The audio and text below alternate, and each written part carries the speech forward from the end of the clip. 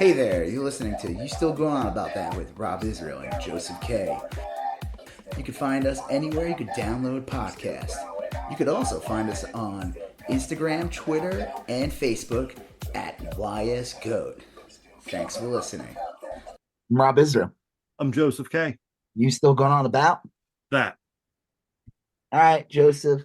It is going to be February. Yeah. Isn't that crazy? What were you going to say? Well, yeah, January flew by. Yeah. If January flew by, it's already February 2024. I've obviously, like, I don't write checks anymore. But I do write the date on occasion or type it.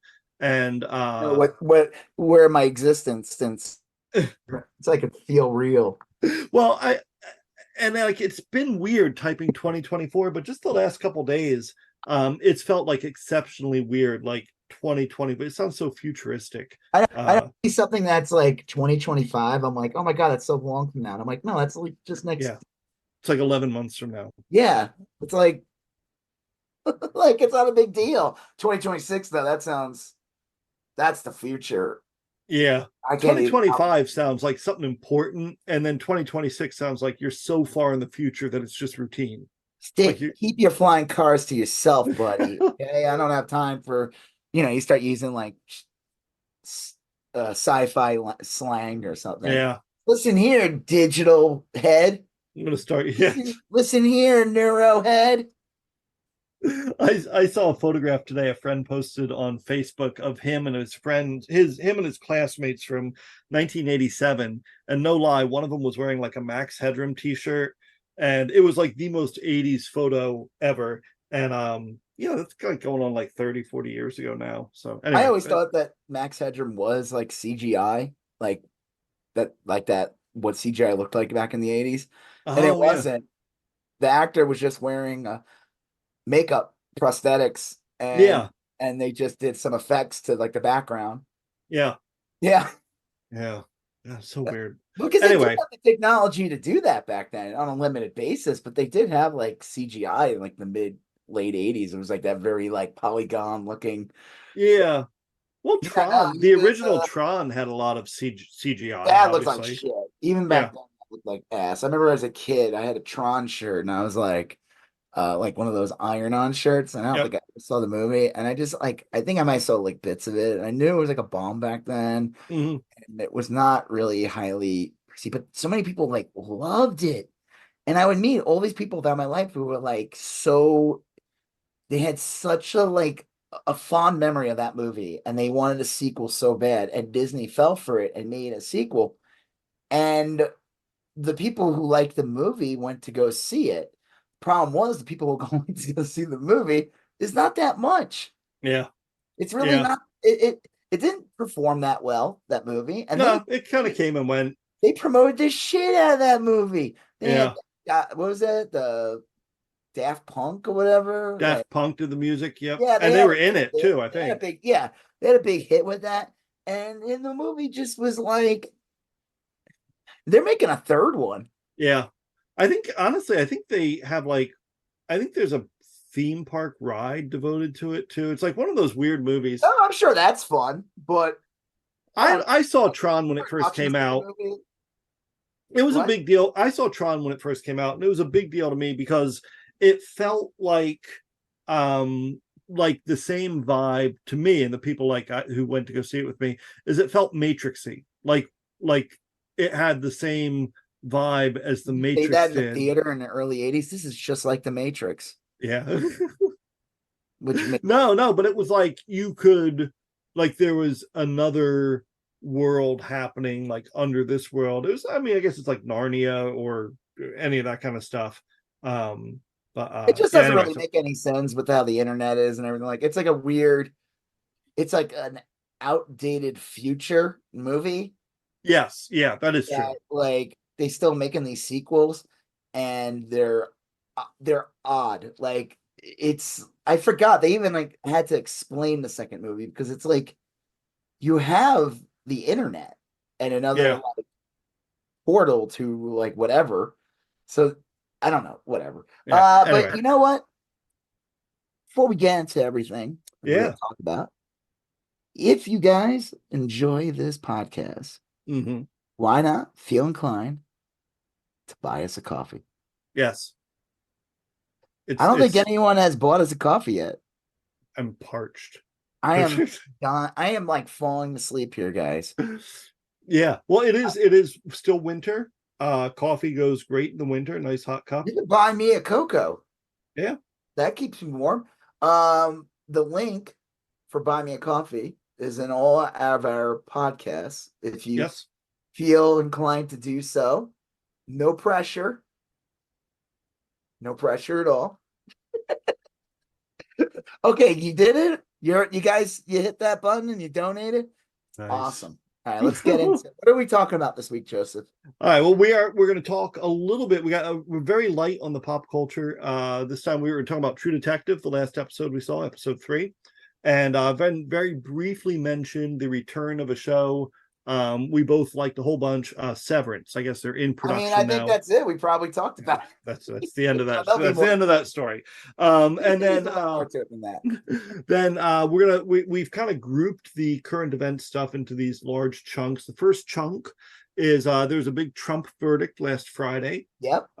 He First was president to ever owe $83 million plus I think another $5 million on top of it.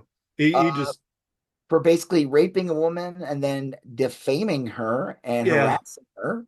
Yeah, repeatedly. We're talking about that, and then I guess after that big news dropped, the right wanted to do a careful kind of self-reflection. No, actually they leapt out and went on a jihad against Taylor Swift. That makes sense. Yeah. Then we're talking about a weird one. Ronny Jackson, I guess, was prescribing pills like crazy during the Dr. Feelgood. Oh man. And then we're going to talk about a reporter, a good news reporter down there in Miami that interviewed Representative Salazar and talk about that. He actually did his job by asking her a question and not it's pretty good. Go ahead. And then we're going to talk about this little story currently with OAN, the news broadcasting outfit. Reliable OAN. With my favorite newscaster of all time, Channel Ryan. And they had a Smartmatic angle, the voting machine angle. So we're going to talk about that. And then we're going to shift to the other big story and the associated stories around it, the border. Everyone's and the topic. Civil War Part 2 brewing at the border. And it's got everything. It's got a trucker convoy. It's got Ted Cruz. It's got everything the people want. Yes. We're going to talk about, it's not exactly related, but kind of in that mix, a beheading. And another thing that the don't, Right. And then the most aptly named Southern Republican senator ever, Tom Cotton. So we're talking with that. That's in the next group. Oh, and Florida, not to be outdone by Texas, is tackling its own huge mega problem. Oh my God, it's a big problem, guys. Yes.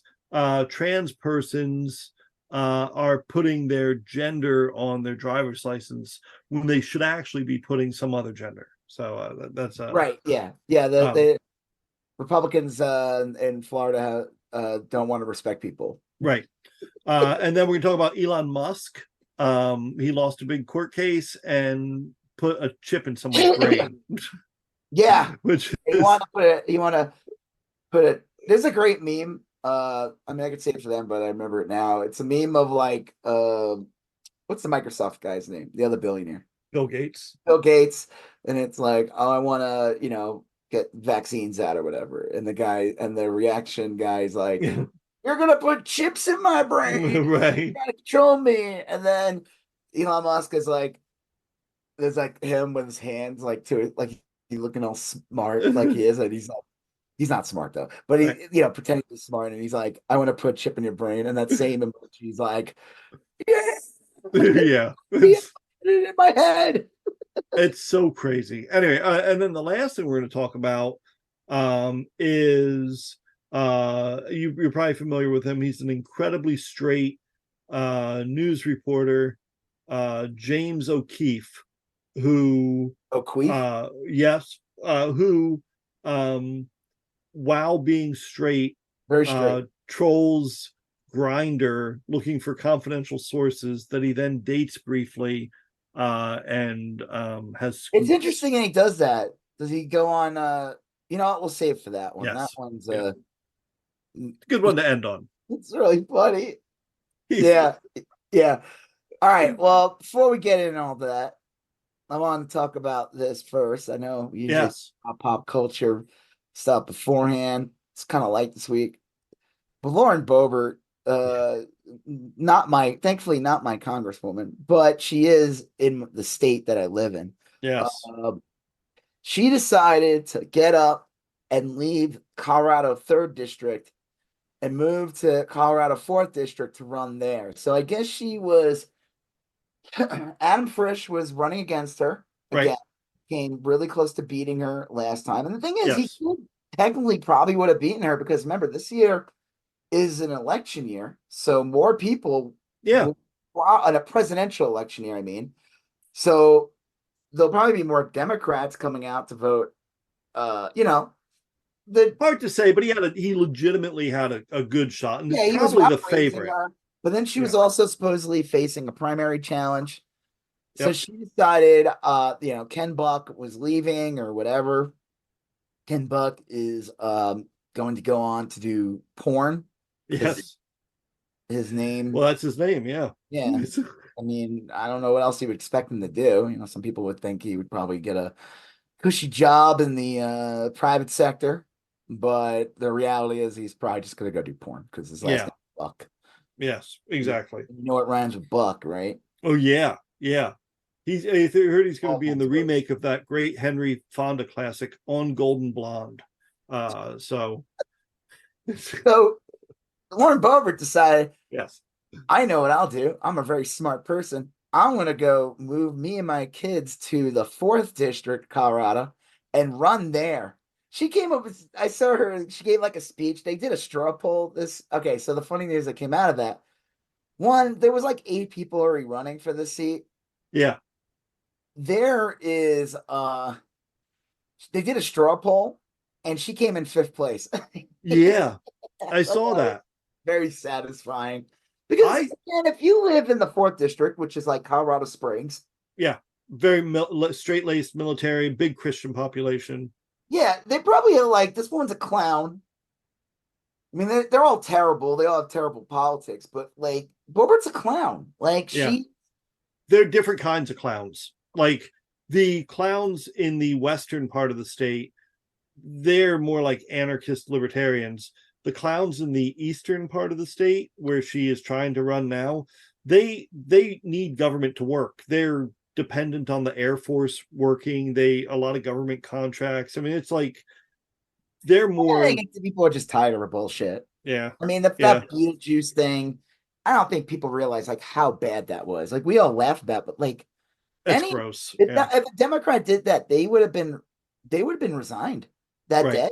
Like, you would have saw like Chuck Schumer and Nancy Pelosi and all these other people saying like she should resign, he should resign. Like, Democrats don't get rid of their people way quicker for very little things. Yeah. Like, I remember when like that Bowman thing got like where he accidentally like hit the fire alarm or something. Yeah. That wasn't even the congressional building. It was like a building like across the street. There were some Democrats that were like quick to be like, yeah, he should resign. It's like, what? Yeah, it's ridiculous. The Boebert, like she literally jacked off a dude while getting her boobs honked at a kid's play. Yeah, rolling fat vapes and getting super drunk and fucked up in public. It's just so. Like, I mean, this is just not professional. Like, this is a congressperson. I know some people will be like, you know, oh, you sound like a conservative. No, they're fucking hypocrites. Well, the thing is too, like, it's just okay. It is gross. You shouldn't do that in public with like kids around and everything. It is hypocritical, but it's also like it's just such clearly bad judgment. Like, you know, people are going to recognize you. You know that people have cell phones. Yeah. and they probably hated it in there. They're probably you like, should have foreseen this. Yeah. She's going to like churches and telling people how to live and calling Democrats like sinners and attacking people who want like human rights and shit and attacking the LGBT. She is yesterday's news. People. She's a hypocrite. We have found a new role model, Nancy Mace, far superior to Lauren Boebert. She's screwed. I think she's done. So she put out this cringy TikTok or video. I sent it to you, and I don't know the best way to describe this without coming off kind of like. It is weird. The first time I watched it, I was just a little off. The 12th time I watched it, I was gonna say after I'd watched it like 60, 70 times, I was just. She's wearing like this super tight sweater. She's got a camera on. Like, I'm sorry, like this is not subtle. What you're doing, she supposedly has like a huge like primary challenge.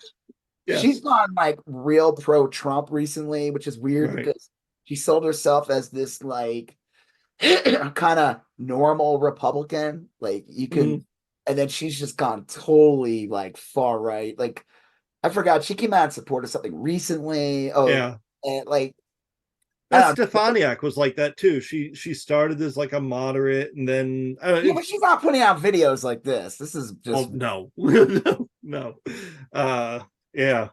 Like I think she's probably safer anyway. But but okay. So the Boebert thing, like I said, it was very satisfying to see her come in 5th place. Now things could go around, and she could end up being back. But I'm sorry, but if you're a Republican in Colorado Springs. Like, you're not beholden to her. She's not special. There's people in line. There's already people in line to be the next congressperson, you know, that have put in the time. If Boebert is on the ticket, there's a good chance that, I don't know if a Democrat could win in Colorado Springs anyway, but there's a good chance that she could lose.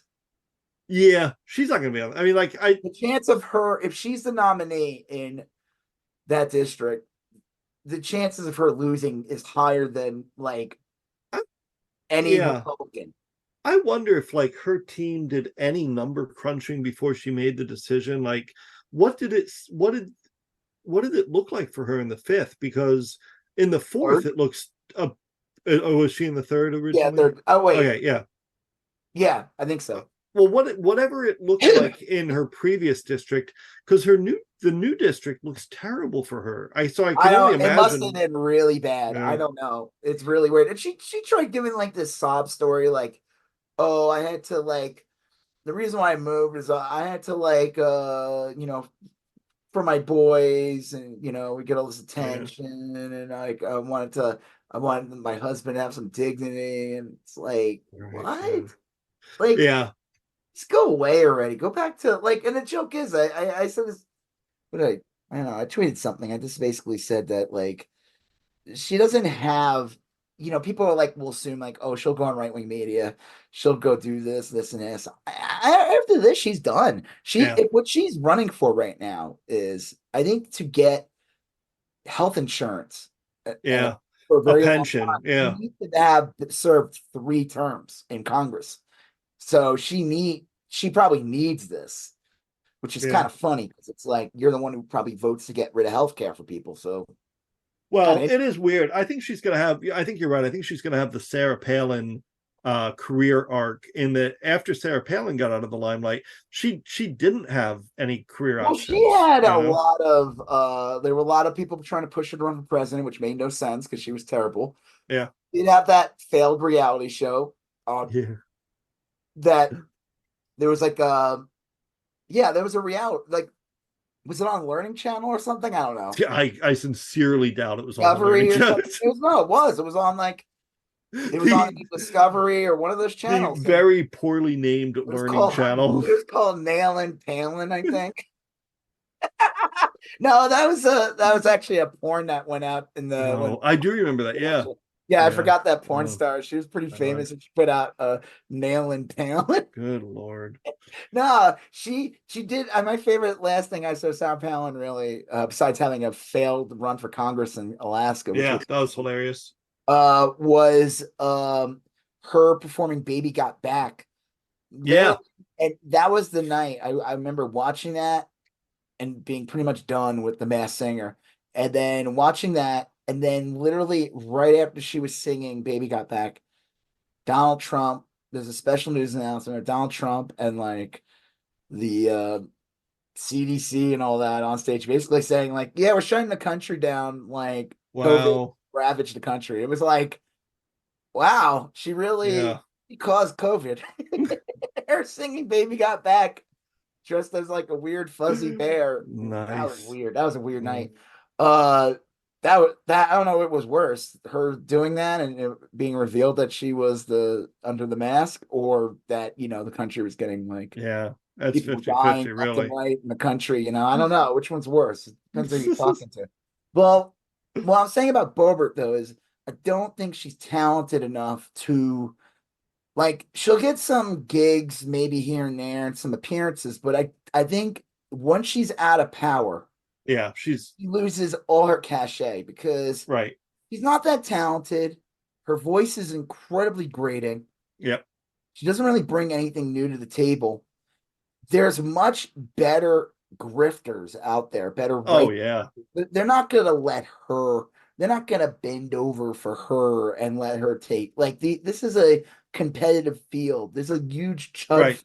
out there, Yeah. and I just don't think. Like I said, yeah, she might get like appearances or gig, but it won't last. She's Yeah. done after this. She's done. Like her days are over when it comes to like who knows? She's just gonna have to like try to open up a restaurant again and poison people, or maybe open a gun range or something. Hmm. I don't know, but I don't think you'll see her in.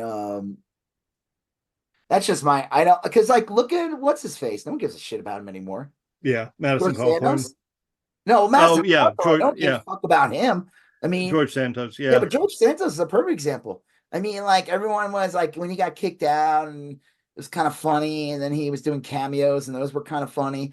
He claimed he had all these like interesting things. He really didn't. There was like one woman that he went off on in Republican Congress, but like he's he's probably busy fighting like whatever court case Yeah. he's.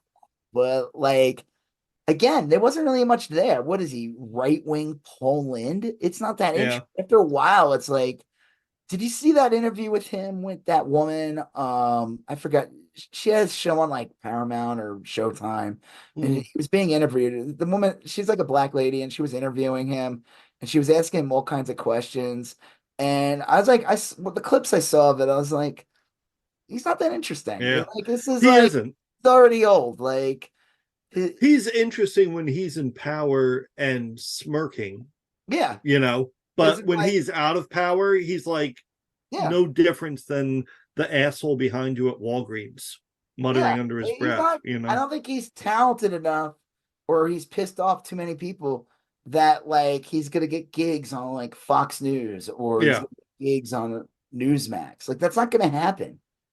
Like a Yeah. good example is that woman. She was an actress. Probably her most famous role was in Clueless. She Oh, I was remember her. Yeah. uh Stacy. Stacey Dash. Yeah. She did a full on right wing turn. Yep. Yeah. Fox was propping her up. And then I think after the 2012 election, they dumped her ass Yeah. because they're Well, like, you don't serve a purpose anymore. Like you that, were like a yeah.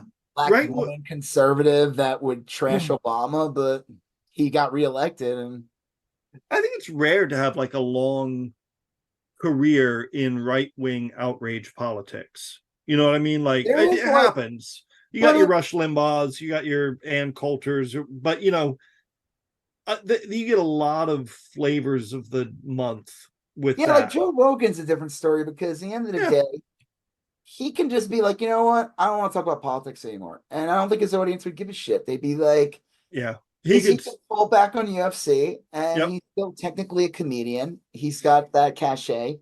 He could just talk about other shit. Go back, you know what? I'm not going to talk about them. Just talk about Yeah, aliens. he is unique in that he's a little more three dimensional He than doesn't have to be a right wing chud. he just is. He just He is. did. But I'm saying if he realizes, if he sees the wind shift in any way, and he realizes like let's say he doesn't get signed up by Spotify again, or Right. he might be like, fuck, yeah, I don't want to talk about Ron DeSantis anymore. I'm not going to talk about Joe Biden anymore. I'm going to or Trump. I'm going to talk about aliens. UFC or Yeah, UFC or be the new Art Bell. Yeah, If he did, talk about fucking brain force or whatever that shit is, like tricking people into buying expensive supplements that do nothing for them. Yeah. I don't know. Right. So yeah, it was satisfying to see Lauren Boebert coming fifth. I hope that keeps going. I'm curious. I'm curious. Obviously, the election's not till. Actually, I'm wondering: is it a sooner election or is it still in November? Because sometimes those congressional races are weird. Like someone's leaving, they might be leaving earlier, and I think it's the normal election cycle. The only weirdness might be is I don't know who the Democrat is in that race. Yeah. Sometimes there is no. That's the thing. I think if she were to somehow squeak in and become the nominee in Colorado in that district, Yeah, I could see a chance of a Democrat beating her. could be Than generic Republican, because I think people fucking hate her. She's she's offensive in like many ways. It's like that could trigger people more. That could get people to come out and vote. Like then you're just a shitty Republican. Like I think too that like I said, I think West Colorado Republicans are different than East Colorado. I think these are two different sides of the Republican Party. You know, I mean, like she snuck in 28. Was it 2020? She snuck in with the whole Trump election and but she got reelected. She beat Frisch by like 500 votes. But, right. But that shouldn't have been that. She should have that's true. 20,000 votes or whatever. Like that's not a good when you're in your running for a second term and you lose, you come that close to losing. That's not good. I mean, yeah, you won, but you've proven that you're weak already. Yeah. Proven that you've opened the door to get primaried the next time around. True.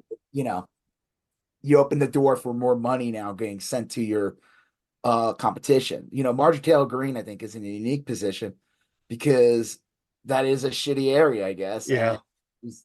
She's gonna win. I mean, it's pretty safe. Unless the only way she'll lose is if she gets primaried by someone, and the Republican Party makes it that way. You're like, we're done with you. We're gonna put in someone that we can control better, who is more intelligent. That is just as crazy as you, but more pleasant. Yeah. Comes off more pleasant than you. Right. Or you could see, you can see there might be some weird local angle where there's like a very popular. That's what they did to Madison Cawthorn. They were like, you're a clown. You went out and told us story. You told stories about the secret sex cult that we have running, right? Which is 100% true. You weren't supposed to tell people that. So now you're gone. Nice. Oh well. All right. It's almost like you need to be a true detective to understand all these shenanigans that go behind the scenes of the Republican politics. Yes. So I watched episode 3 of True Detective. I liked it a whole bunch. I will say not as good as the other episodes because they did not have a overly aggressive fuck scene. It was a little tamer. Just pointing that out. It was a little definitely more of the horror element. They're leaning heavy into that. Spoilers. There's that ending with that body, the guy who was who's barely alive. The body, he has all his limbs removed, and he's probably gonna lose his hand too. he also like gets up and starts saying all kinds of crazy shit, but then I guess he Yeah. dies in the end. He looked like he Looks like he flatlined. I don't know if he's going to stay dead, but yeah, that reminded me. There's been a lot of like Silence of the Lambs stuff in this, obviously, but that reminded me of the Gary Oldman character in like the third Hannibal Lecter movie. Remember him? He was the one Hannibal Lecter fed him oh to yeah, like no pigs. face. Yeah. Yeah, no, but that still had some like level of reality. This looks more supernatural. Yeah. Well, he looked like a White Walker too. He had like the Yeah, that's what eyes I'm and saying. stuff. Oh, the eyes were all like frozen, Yeah. crazy looking. Fucking crazy. Yeah, I would say the big mystery for me here is that you've always known that the two leads, Jodie Foster and Navarro. What is Jodie Foster's name in this show? Do you remember? You know, I it's like stinks because it's like I'm trying to fucking let me pull up IMDb. Well, Because Nellie, I think her name's Nellie. okay. So Nellie and That's a Navarro. joke. Oh, What's that movie she did when she talks in like a funny twin language? God, yeah, I remember that now. So That was awesome. You could have just kept on going. Yeah, I don't remember her name. It's always like the I Jodie had because like Foster. IMDb will just it's like you can't just look up season 4 of True Detective and see their cast. So you have to go through like the entire. Oh yeah. It's not that bad because she's like Liz Danvers is her Okay, name. Danvers. The Yeah. other one is Detective Evangeline. That's the other girl or lady. All right. Her name's not Navarro. Um. I think you're right. Evangeline sounds right, but Yeah, maybe it is. Also, I don't know because it does that dot dot dot thing too. well, anyway, so the two leads clearly were partners at some point, and then there was something that happened that made them angry at each other, and we don't know what that is. But I think we get a clue. Okay, Navarro. We get a clue this week because Jodie Foster Danvers is telling the younger cop like what happened. They went on a domestic violence call together, and she's talking and we're seeing what happened. So she is saying when we got there both were dead, but that's not what we see. We see the woman dead on the floor and we see the guy perfectly alive in a chair. And so my guess is that one of them, either Danvers or Navarro, shot the dude like in cold blood. Yeah. And they covered it up, and the other one is mad at the other for killing the dude. I mean, that seems to be the only explanation. I think it was the Jodie Foster character was the one that killed the guy, right? They don't reveal it, but that I mean, like I think so. But I only think that because they're trying to make us believe that Navarro did it, because Navarro's the one that's all worked up over domestic violence and stuff like that, and Danvers is more the level-headed, like let's buy the book, But I think you're right. I think that I'll bet you it turns out that Danvers shows up, popped the guy, and then Navarro's like, I can't be a part of this anymore, and left. So I like the she's telling the younger cop guy, like, I don't like you. I don't like anybody. I hate you. Like she's such a bitch. Yeah. She's such an asshole. Yeah.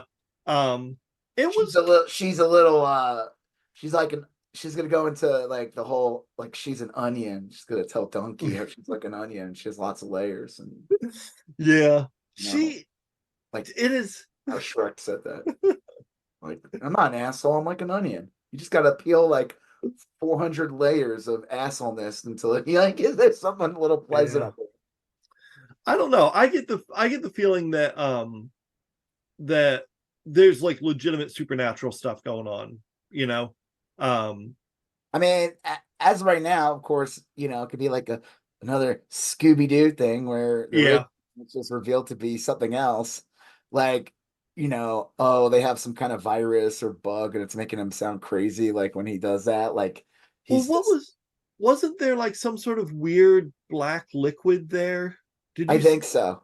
Yeah. But I think like that probably what we're going to find out is that there was some kind of outbreak in this research facility. It made everyone else, because they even said they didn't freeze to death because one person who was like a coroner, but he was like a vet coroner, said that you see like a frozen deer, they're peaceful because they the cold like basically puts you into a Yeah. sleep.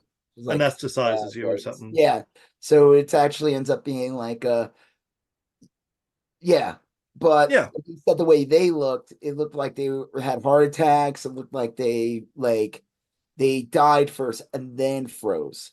Well, and that's weird because we saw that happen. That was the very first scene of the first episode. Was remember that One guy was native? convulsing. He said she's here or something. Yeah, oh, even before that, the very opening scene was a hunter, like a Native American hunter, old guy with a rifle, and it was shaking, and he was bearing down on a herd of like caribou or whatever, and then they smelled him or whatever, and they bolted and jumped off a cliff. Do you remember that?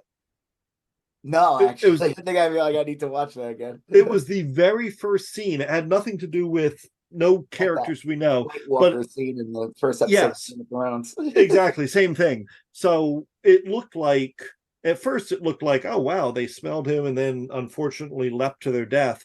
But it also could be that they were possessed by something. I mean, it is kind of ambiguous in that. I'm almost positive it's the very first scene of the first episode, like prior to the credits. Yeah. So yeah, I don't know. It's a good one, but this episode did shift gears and got slower, I thought. Yeah, just fine. I like I got a little confused because she goes to that house, the Navarro one, and it looks like she was gonna arrest that lady, and she's doing like a home birth, Yeah, in the tub and everything. And that baby, first you think it's not gonna survive, but it does right. survive. It starts like crying. You hear a story though later on of a stillborn, and I thought, I'm like, was that the same baby? But that wouldn't be a stillborn because Yeah, stillborn would be like the baby comes out and it's dead, right? I mean, like, right. I guess it was another one, but I guess there's been like this big epidemic of that happening where women in that area were having like a lot of stillborns. I don't know. Yeah.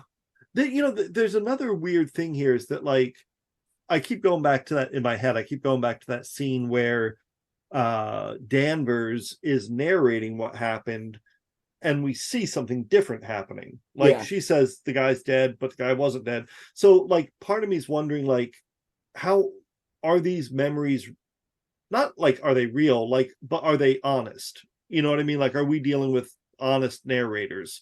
Because well, I mean, everybody has their own perception of things, so it's yeah, like, but like do you remember that episode of MASH? I never watched MASH once. I think it was the last episode. Anyway, never Hawkeye. Okay, so Hawkeye is in a psychiatrist's office from the Avengers. Hawkeye, and he's telling the doctor, Sidney Friedman, he's telling the doctor about how they were trapped on a bus and a woman had a chicken and the North Koreans were like surrounding them and she smothered the chicken.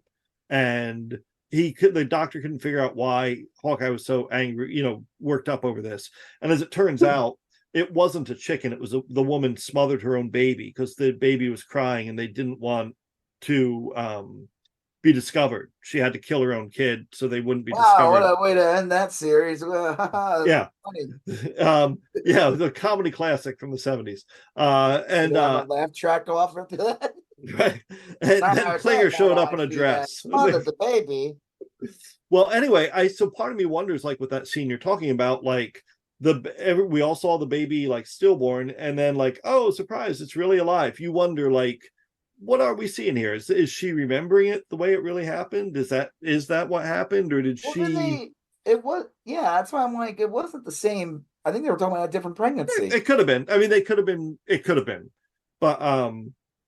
but who knows? I mean, now I gotta go watch MASH and that dark ass show that was like insanely popular. It was like the MASH. So 83. What was it like? Something crazy like 83 million people watched the last MASH episode. Yes, it was a lot. Yeah. So they all watched that last episode, and Hawkeye's talking about the lady smothering her baby to death. I think that was in the last episode. I don't want to swear to that. Thanks but for watching. Yeah, because he was in like a psychiatric clinic, and that the Sidney Friedman was a recurring character. He's the psychiatrist, and it was a real. I remember it real well. Anyway, so did it end with the kid with a snow globe, and you find out MASH was just. No, that was great too. Sorry. Safe elsewhere. Yeah. Yeah. I forgot the name of the kid. I told you that someone figured out in Reddit that there's a whole universe because of all the stuff that came out of St. Elsewhere. Right. And that I think St. Elsewhere was also a spin-off of another show. So that show spinned off all these other shows. Yeah. His name's like Tommy Freeman or something, like the autistic kid. It was the Howie Mandel character was the spin-off thing, I think. Well, Howie Mandel was on St. Elsewhere. Yeah, but I think he was the link between another show that was like that made one of them a spin-off. Oh, okay. Well, there was anyway. like 400 shows that exist. Yeah. Globe because they decided that the St. Elsewhere took place in. That's funny. Yeah, I'm trying to think. I don't know what else to say about the episode. Yeah, I don't have a ton to say about it. It was that scene. Wasn't there a scene in this episode where a bunch of people start freaking out in the hospital? That's at the very end. Okay, so Danvers and Navarro are going to interrogate the frozen guy, and then there's a large riot in the waiting room. Yeah. And Danvers leaves, and that's when the frozen guy says to Navarro, like, she's waiting for you. It's her mom, the dead mom. But what the cause in the waiting room was, Navarro had told, Danvers had told the kid cop to get his dad to release all those hillbillies that he'd gathered up in a posse. Remember that? Yeah. And so the kid apparently went out to tell the hillbilly posse, you guys got to scram. And that precipitated the fight, because when Danvers walks out into the waiting room, you see like cops fighting rednecks. And it's just like, yeah. But I think that's what started the fight. Because that guy is real screwy. The guy's dad? Yeah. He's clearly, there's something going on with him, and who knows what's going on, but like it could be a red herring. It probably is a red herring. I don't think he's probably is. It's still early in the show that the True Detective is all about the twists. We'll see. Yeah. We got to learn a little more about her daughter, which I guess is really her stepdaughter. Yes. Like she's at that point where she's like, doesn't want to recognize her as her mom. Yeah. I don't know why she's so it comes off kind of racist, like why she's so anti her, like she puts on like just uses marker, but those what would be a tattoo traditional on the chin, and I don't know, she like freaks out when that happens. And I get it. I don't agree with it, but like I always interpreted it as when like parent tells their kid like not to be gay, not because they care, but because they're like, the world's going to treat you poorly. And I think Danvers knows that Native American women are at risk in this community, and she's trying to in that community. So look, I'm not saying the character's correct to I'm assuming we'll find out more. Yeah. But I think that's the genesis of it, is that like Danvers doesn't want her kid, when Danvers sees that kid put on the Native American face markings or whatever, she's like, you're going to be at risk. You're going to go out there and you're going to be a target. And I don't want that, and she has a hard time kind of expressing. I guess we'll see. I don't know. Yeah. I like the show. Definitely still, like I said, definitely up there with the first season. Yeah. Might even end up being even better. Could be. The first one was spotty, but I liked it. Yeah, there was a lot of twists. They tried playing up the whole supernatural thing, and in the end, there was all red herring. Right. And that, I think people have remembered, there was like this whole Matthew McConaughey where they called it. Yeah. Right. His career comeback. So there was like a lot of hype built up behind that. Didn't he like play with like Ham's beer cans the whole time or something? I don't know, because it was the Texas beer. It was Lone Star, I think, or not. What is it? It was some. Yeah, I thought it was like or something. Yeah, but yeah, I remember that. I think like that because I remember that he's being like interviewed, like it's supposed to be after the fact, like whatever in the past, and after the fact he's being like interviewed. And he looks like he's like in a mental institution or Yeah. something. Yeah. I don't know. I don't know what to say about it. It was good. Yeah. Well, the other, and we don't have much to say about this either, but the other big piece of news is you texted me just a screen. It was a single frame of the Severance season 2 filming. Looks yeah, amazing. They just even I think even Ben Stiller tweeted it. It was a official announcement. They're actually filming, and it was of the main star. What's his name? Adam Scott. No, yes, him running down the well, assume is the hole in the Lumen office. or whatever. Yeah. So we'll see. I'm curious. Will we get it this year? Or we're gonna have to wait till next year. I don't know. I am so happy they're doing a second season. I almost wish they had just finished it last season and done one perfect season. I'm not getting Apple again until I know that show's coming back. I because I only had Apple because I was watching For All Mankind and Monarch. They had both of them out at the same time. And we know you canceled that the minute you hit end on season 2 of Schmigadoon. Yeah, pretty much. Especially when I found out they weren't doing a season 3. Right. I was curious where they would have went because Schmigadoon, it's a show where it's kind of based this couple gets trapped in a weird alternate reality that's like Broadway plays of the past. Yeah. In the first season, it's a lot of classic plays. Like Oklahoma. Yeah. But then your second season's plays that I felt like came out in the 70s and 80s that had darker storylines. Yes. Like Chicago, what was it? The Barber. Yes. There was a couple. Hair. I love the Hair reference. Yeah. I was curious if they were going to do Cats or work Cats in somehow. Oh, that would have been a good one because that would have made sense for that season too. The stories get a little darker.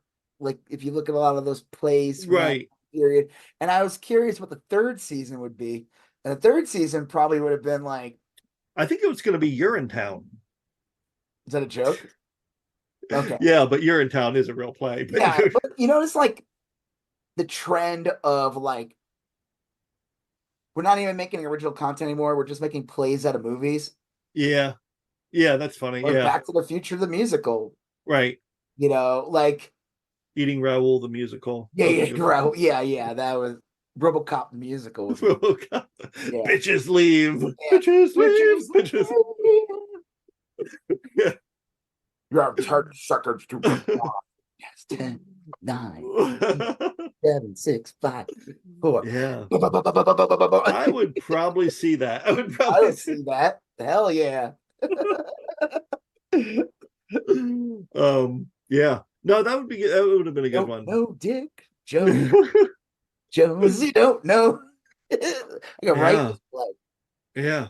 I'll be back in an hour. I was gonna say, sing all the lyrics and give them to James O'Keefe. Get my pencil. Let me get my pencil. Let me get my pencil out here. I got them all set up. Ooh. Well, all right. So yes, Severance season 2. I'm super excited for it. I think that Apple has disproportionately had some of the best things. Severance and For All Mankind are just 2 of my top tier shows. Yeah, I don't know what else they have coming in the next couple months, so I don't know. I'll keep my eye out for it. They raised the price to $10. It's not a lot, but it kind of does when it adds up, and it's it all adds up. I'm sitting up and I'm I'm not watching anything on here. I'd rather save $100 altogether and use that for food or something else. You know what I mean? Right. It doesn't even matter what I spend it on. I just don't want to spend it on that because I'm not watching anything on there. Did you see before we get into other stuff, I just want to talk about some other pop culture stuff. They casted Supergirl. Yes, you told me that. I think this is great casting. It's the girl from Game of the House of Dragon. She's the younger version of the main character in House of Dragons. The first 5 episodes they had 2 different girls play roles, and then these 2 friends, the next half of the season, because it jumps 10 years, they're played by older women. Right. Not much older, but older. But I forgot her name. This actress, Millie Alcock, I think. Isn't that it? This is really, I just think she's like interesting looking. There's something She about she she's looks like, a little alien. she looks like an elf. Yeah, yeah. Like I So just think like there's something about her. I think it's great casting. I thought she was good on that. I was looking at the other women that they were casting. That they was like I saw there was like 4 or 5 women that they had that they were thinking about doing, and she was on there, and I was like, oh man, I hope they pick her. Just because I think again, yeah, she has a unique look. She is, yeah. but she has like this interesting look. Like I'll be honest with you, Supergirl, the TV show. I always found that actress to be boring. She just has a boring look. Oh, I liked her. Melissa She's okay. Melissa Benoist. Benoist, whatever. She's okay. I look, I didn't watch all of Supergirl. I watched the first season though, and I thought I liked her a lot. Like I don't know that she made a great Supergirl, but I was like in this version of Supergirl for this show, I thought she was a lot of fun. All right. Yeah. I just think this one is really interesting looking, and who knows what will come out of it. Yeah. I mean, I guess supposedly they're basing the movie, they're making a Supergirl movie, and they're basing it off of this like comic called like Woman of Tomorrow. I've been slowly getting them. I haven't read them yet. Supposedly it's supposed to be like a really good story. Like Okay. and I'm curious. Now I would have liked them. I did like the Supergirl in the Flash movie. I did too. I don't mind. I'm glad they at least casted this like Yeah. she looks unique. There's something Right. like I forgot, we were talking about this like my wife and I've talked to other people in the past about like Penelope Cruz is like an example. She's this actress that has they showed her with her sister, and her sister is like conventionally prettier than her, actually. Like Huh. on a traditionally pretty. Yeah. Weird. Penelope Cruz has a look. She's very pretty too. Yeah, but yeah. Unique look, features. It's like there's something about her on the screen. Not to say that her sister wouldn't be good. You know what I'm saying? Yeah. No, I know what Sylvester you mean. Stallone versus Frank Stallone. Sylvester Stallone got his face squished by a clamp when he was born. Like Yes. so therefore making him more interesting looking than Frank Stallone. So therefore that's why Sylvester Stallone has a career. I'm just saying, I think like this girl looks unique. She is. Whenever I think like that makes and she was good. We know she's good because she was good in Game of Thrones. So yeah, no, she's a good actress. She was in a music video too for Noel Gallagher. I never she was really good in that. Well, whenever any female role is about to be cast, obviously the first thing I think is, well, why can't we have Scarlett Johansson play this? Yeah. And if she's not available, then sure, someone else will probably work. Yeah. And I think that this is a good second choice. So. Yeah, Scotch. No, that's only when it's Mark Minority. Any movie of any who can be the new Black Panther? I'm thinking Scarlett Johansson. Yeah, I mean, why not? She's already the Black Widow. Why exactly? It's a small leap. And that's why they call it acting. Moving on to a different non-human creature, I guess. Right. Yes. All right. So so it was shifting gears out of pop culture. The big news that probably the biggest news over the last week or so that happened came on Friday, I believe it was, after we had already recorded, and it was that Trump lost his second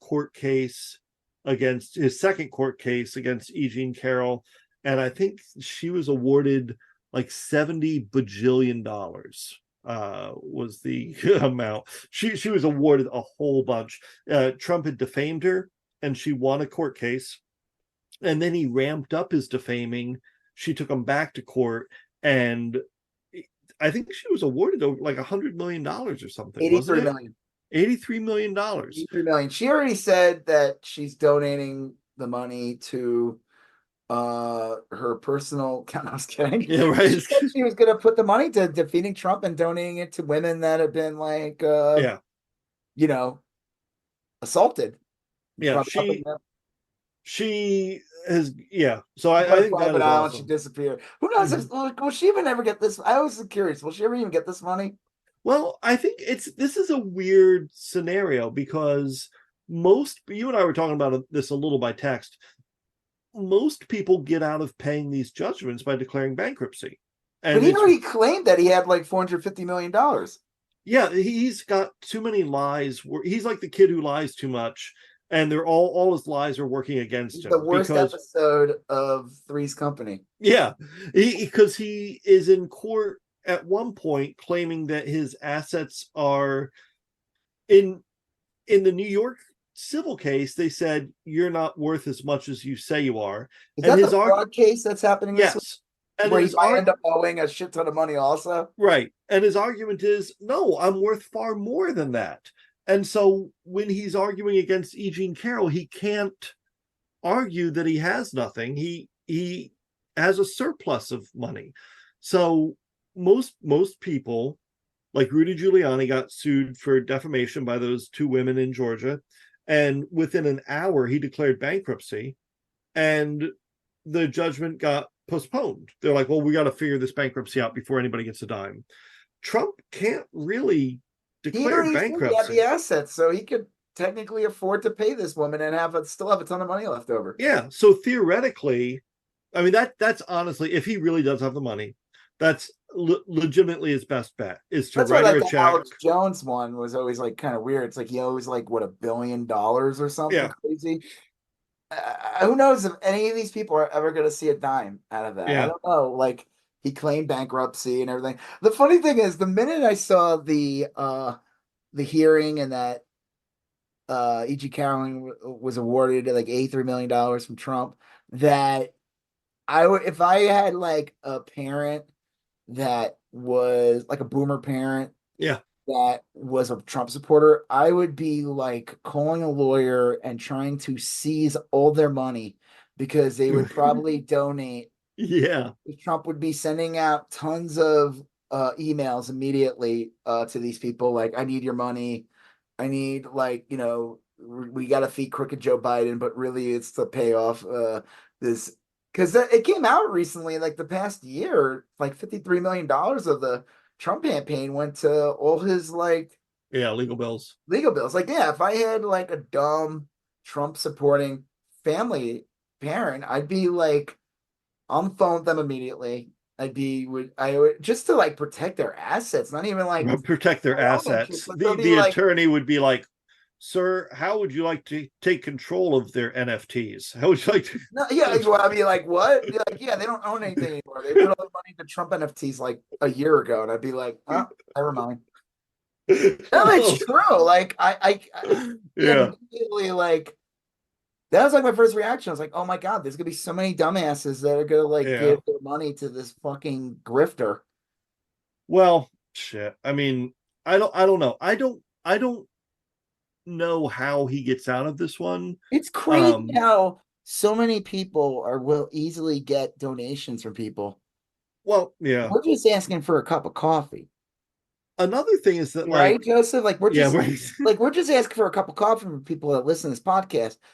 There's people that would literally like empty out their bank account and give it to Trump. yeah, We're saying like, hey, buy us a cup of coffee. Links in the caption of all our podcast episodes. yeah. Please do.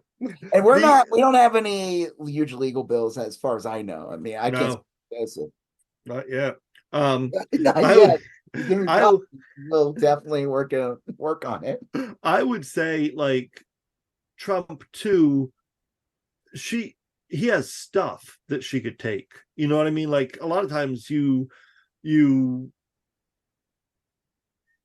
just transfer your possessions, or I mean, like, you have offshore accounts or whatever. Trump has like real estate holdings that she could go and seize. You know what I mean?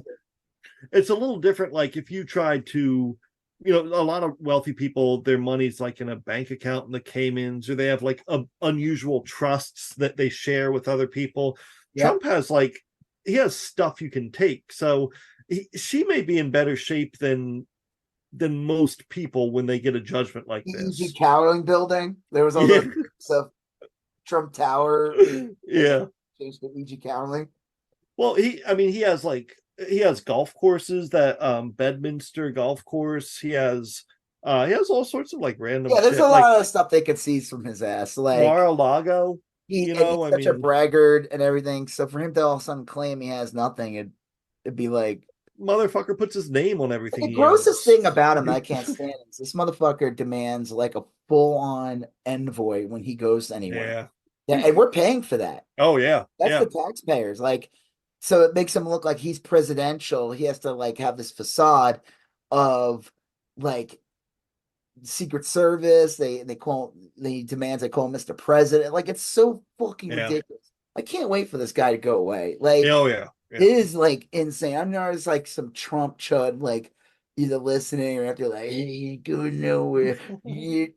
I'm gonna taste your salty tears. Yeah. He look, I'm reasonably confident I will outlive Trump. I mean, I'll put it that way. I hope so myself, and for you as well. I mean, that'd be sad, but yeah. Yeah. I don't know. So anyway, he got this. Well, big I would just hope verdict. he doesn't be president again. Yeah. He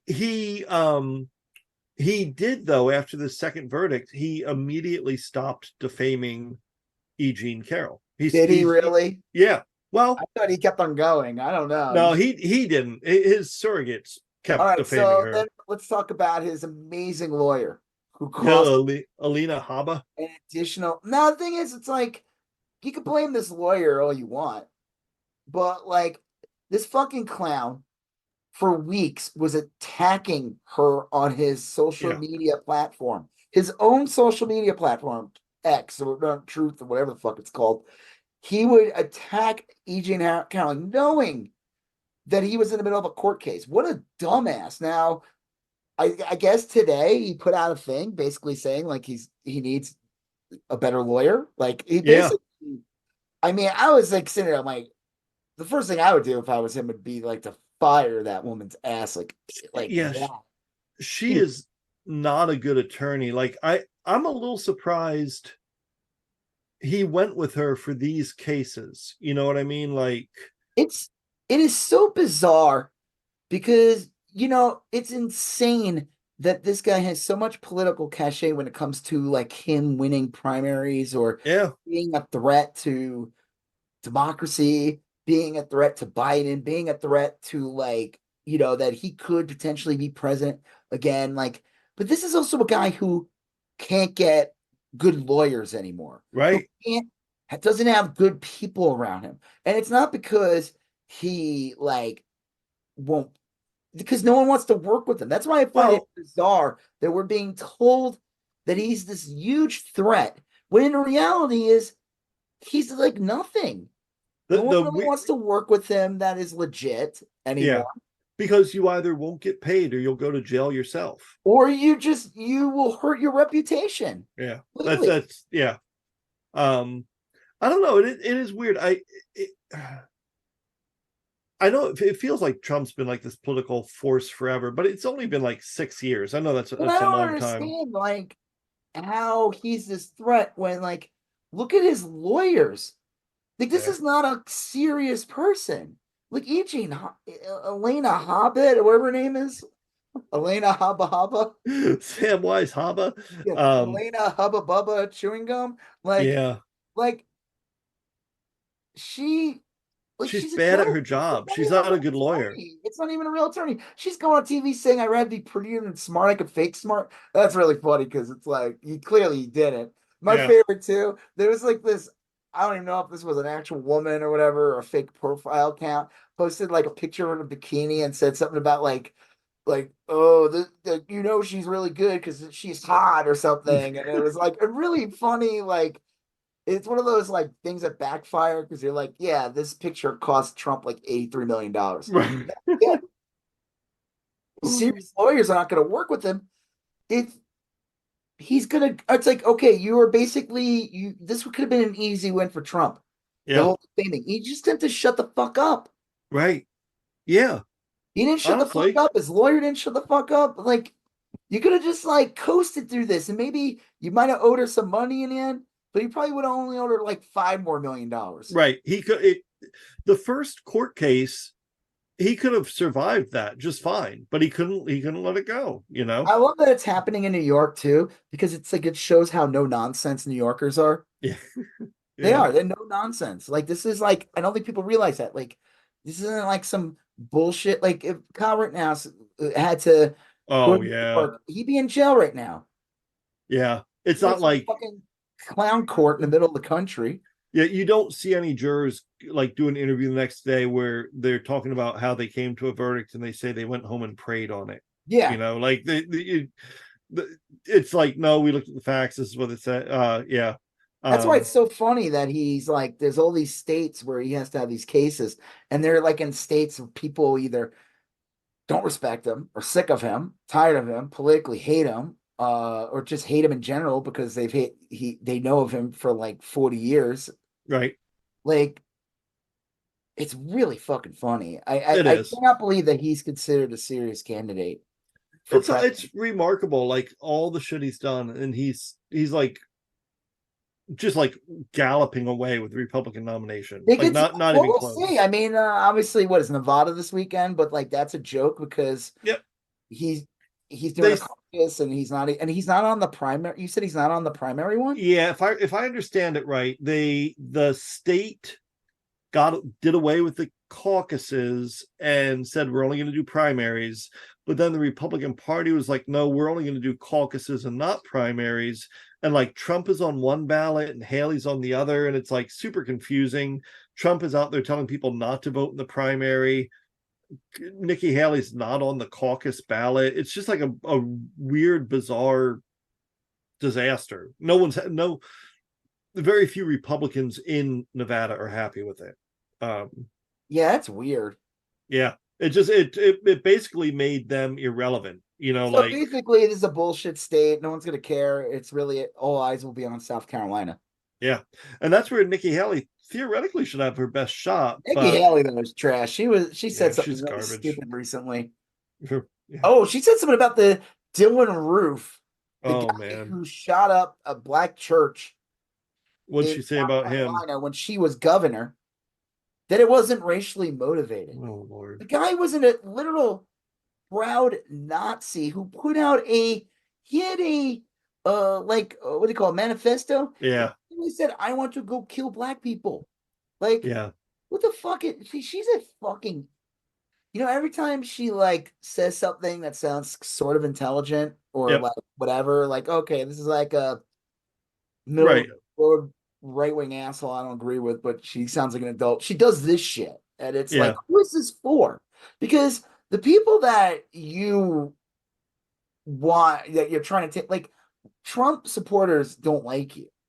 no, So you going out there saying like Dylan Roof didn't, like, that's crazy.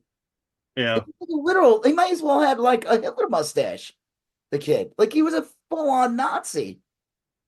yeah. Like he was proud of it. He didn't hide anything. It is weird. There's so few, like any Republican that stakes out a non-Trump position consistently just immediately loses. And the only way these others can even hang in there for any length of time is to occasionally say something incredibly terrible, you know?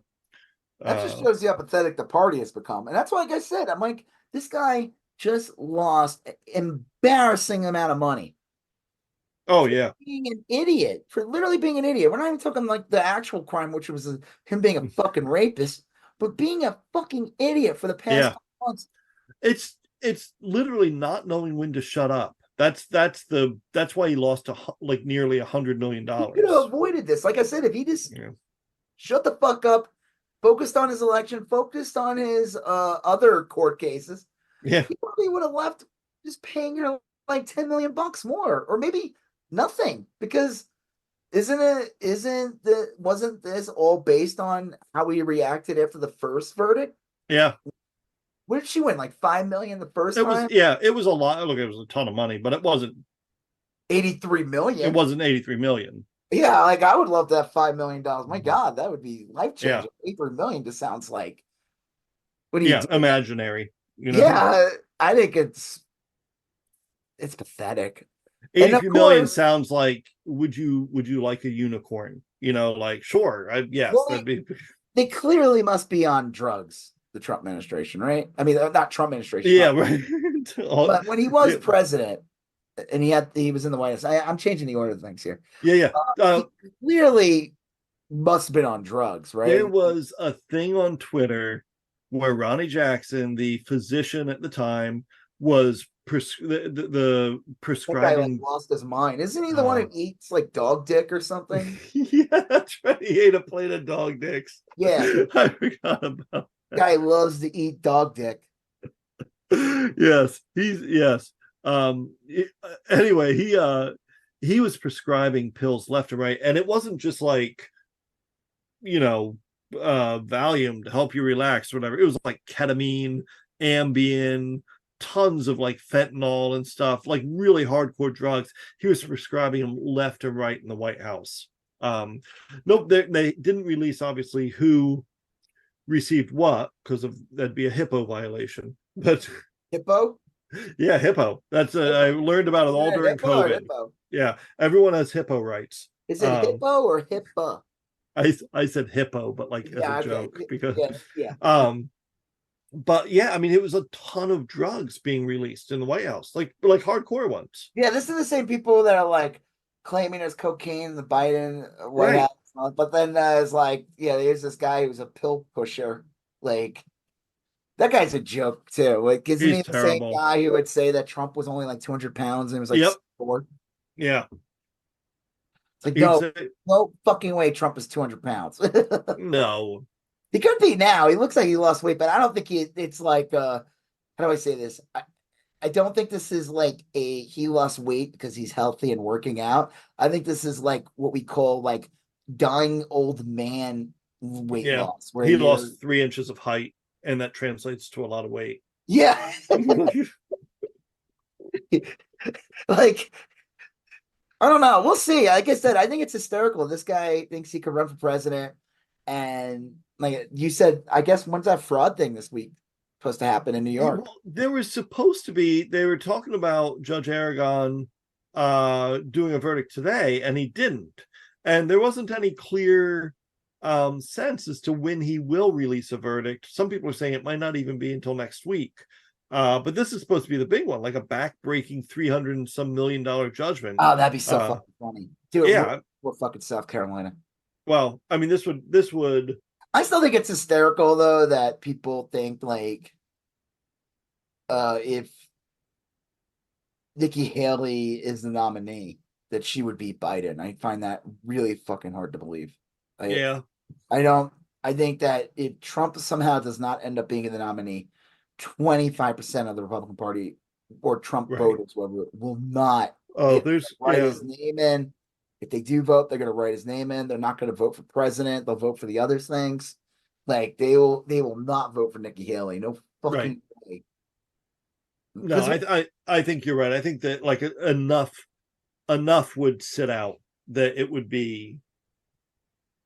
The only reason Trump does well is because he gets a lot of Republicans, but he does get a sliver of these disaffected voters that don't necessarily vote otherwise. Well, they're like Alex Jones nut jobs and like fucking like he'll get people that generally live off the grid in like southern Montana, that like he's getting a lot of people who live in the suburbs and shop in places. Like it's like we live in different realities. Like right now, there's people who love Trump and don't even know that he owes $83 million to. Who loves Trump? People who write manifestos. People who cut their fucking parents' heads off. I mean, that was talk crazy. About that. Where do we have that on here? That's in our next batch. The big talk thing about that later. Yeah, if you were on the right and you want to change the subject of the embarrassing Trump having to pay someone $83 million for basically being a rapist and a loudmouth and a bully, and then you had this border crisis thing, and we're going to talk about that later, that is backfiring also. If you are on the right, what would you want to keep talking about that, or would you rather talk about like a very popular celebrity? Yeah, a very popular celebrity. Yeah. I would if I was a right-wing chud and I was like, what would be easier to talk about? Like Yeah. defending Trump or defending children being drowned in the Rio Grande, I think, right? Yeah. Greg Abbott, or talking about like what an evil psyop Taylor Swift Taylor is. Swift is and her football slave, her football boyfriend, who's Yeah. very them and weak, right? This No, this guy, it's weird. Travis Kelsey, he and his brother both play professional football. they're like the new, less chuddier versions of the Elway brothers, I guess. Yeah.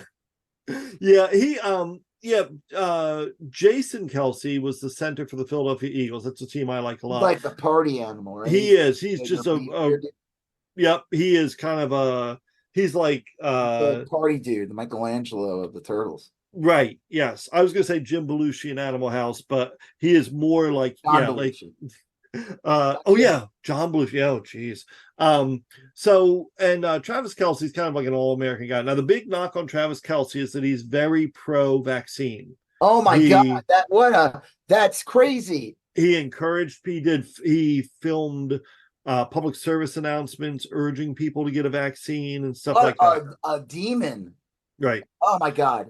I cannot believe that. That is so they've always kind of how dare he would want people to have a functional society so they could go watch football games. So he prior to having dated Taylor Swift, he filmed those videos and the chuds hated them because of right. it. I heard like, what is it, that fucking asshole from Chico? What's that dickhead's name? That guy who turned into a total chud. The football player who injured himself and ended up out of the league for the whole season. Aaron Rodgers. Yeah, didn't he call him like a Mr. Pfizer or something? Yeah, Aaron Rodgers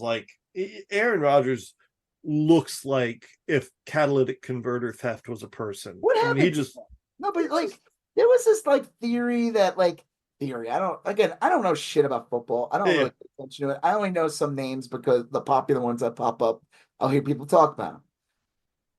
I think Travis Kelsey hosted SNL. That would make sense. Brother came out, so I knew he had a brother who was also a football player. Yep. And then I heard that he was dating Taylor Swift. I don't even know shit about Taylor Swift. I know about her because everybody fucking talks about her.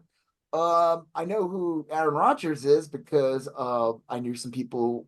I worked with people who knew him, or the guy was friends with Aaron Rodgers' brother, and I heard people talk about him and that he was this big football player. Now I heard that he supposedly, I don't know if this is true, was he supportive at all to Kaepernick in any way? I've not heard that. I've not heard not that, but you're talking about Travis Kelsey. Aaron Rodgers, I'm talking about.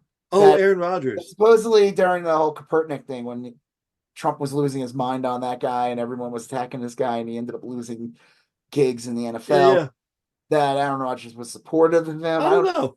I haven't heard that either.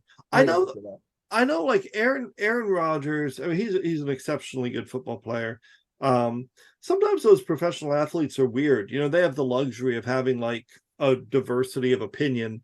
I could see him supporting Kaepernick. I mean, I haven't heard that, but that wouldn't stun me. But yeah, Aaron Rodgers went full. Yeah, Green Bay Packers. This is from 2017, August 31st. Green Bay Packers quarterback Aaron Rodgers becomes the most high-profile player to publicly dismiss the nonsensical arguments for why Kaepernick has been shut out of the NFL, echoing what some African-American players and many civil rights activists have said for months.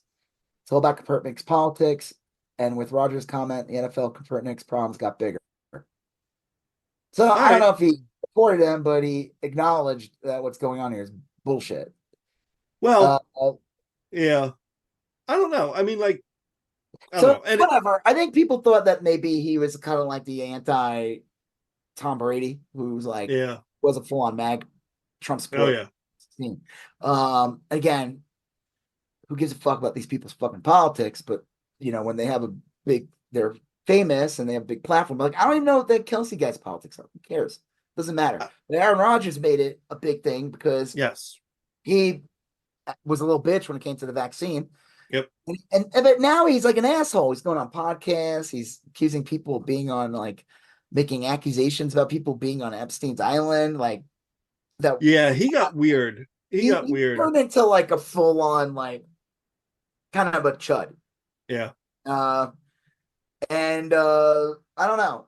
I don't even know what the fuck I'm talking about here. Well, we got a little off on Aaron Rodgers. The big thing is that the right has gone full in anti Taylor Swift, which to me was just like a really inexplicable choice. Like I mean I get like scapegoating people and It makes sense to me that they would go after her because she's one of the biggest stars right now, and it is easy to talk about her, and everyone loves Taylor Swift. She recently did an election drive recently, which definitely was pushing people probably towards voting for Democrats, and she came out against Marsha Blackburn, who I guess is in her home state. She wants young people to register to vote. Young people tend to vote progressively. So the right wing is freaking out. They're like, "Oh, she's going to endorse Biden," and then they're saying that the right wing's like, "She's a psyop," and it doesn't even make any sense. They're claiming that like the Democrats created this football player because she's dating that guy, and he's in the Super Bowl. So he's not really super high profile now, and he was a high profile player even before the Super Bowl. Yeah, and then the Democrats created Taylor Swift too. Yeah. Well, they're playing the long game here with these two. It's pretty amazing. It's crazy that Democrats are able to do this when they are like easily fold on everything else. Yeah, like, right. You know, like it's amazing that they can craft this. These two celebrities that like are clearly good at what they do. Yeah. I don't know. So yeah, like the right wing decide, like if you just see anything from the right for the past couple of days, it's just been nonstop bashing Taylor Swift and this football player, and it's like, well, it makes sense. Again, if you wanted to change the subject, not talk about Trump, yeah, they're not going to talk on right wing media about like, because you can't even defend that. Like all you could say is like, oh, the right can like just say like, oh, Eugene Caroling's a bitch or something. Like they can't even really even say that. Like what? You have a son who's into like metal and stuff like that, but I have a daughter who's into like pop music. You know, she likes I would imagine to be like a pretty standard, pop sensibility. Taylor Swift is beloved by every girl in America. She is like, I don't know. I mean, it's remarkable to me that you would pick a fight against it is Taylor Swift. It is, dumb, but again, I think it's just a good distraction. They'll move on to the next outrage. Remember, if you're in right wing media or if you're a right wing politician, whatever, what would you rather talk about? Talk about this, and Super Bowl was high. Those weeks between the last game of the end of the football season and the Super Bowl, it's all build up to the Super Bowl, and they talk about.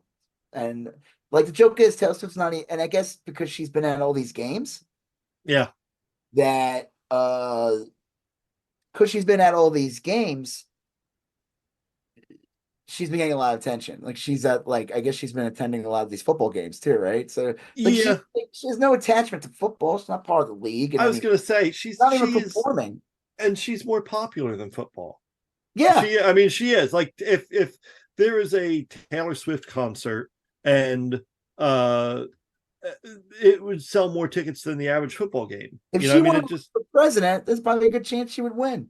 Probably. I mean, like, and honestly, it just seems like the right usually picks fights it can win. Like it sizes up the trans community, and they're like, we could probably the marginalized group. Yeah, we can take them out. We can create all kinds of nonsense about these people. Yeah, it's easy. They're not going to win against Taylor Swift. Again, I don't think it matters. I don't think they're trying to win. I think they want it is the game of distraction. Keep your eye out the ball. So we're not talking about the fact that fucking Trump it was 83 million and is also going to be owing probably potentially 300 million. Yeah. We're not talking about the fact that the right was trying to gin up a civil war that people would be like, wait, what?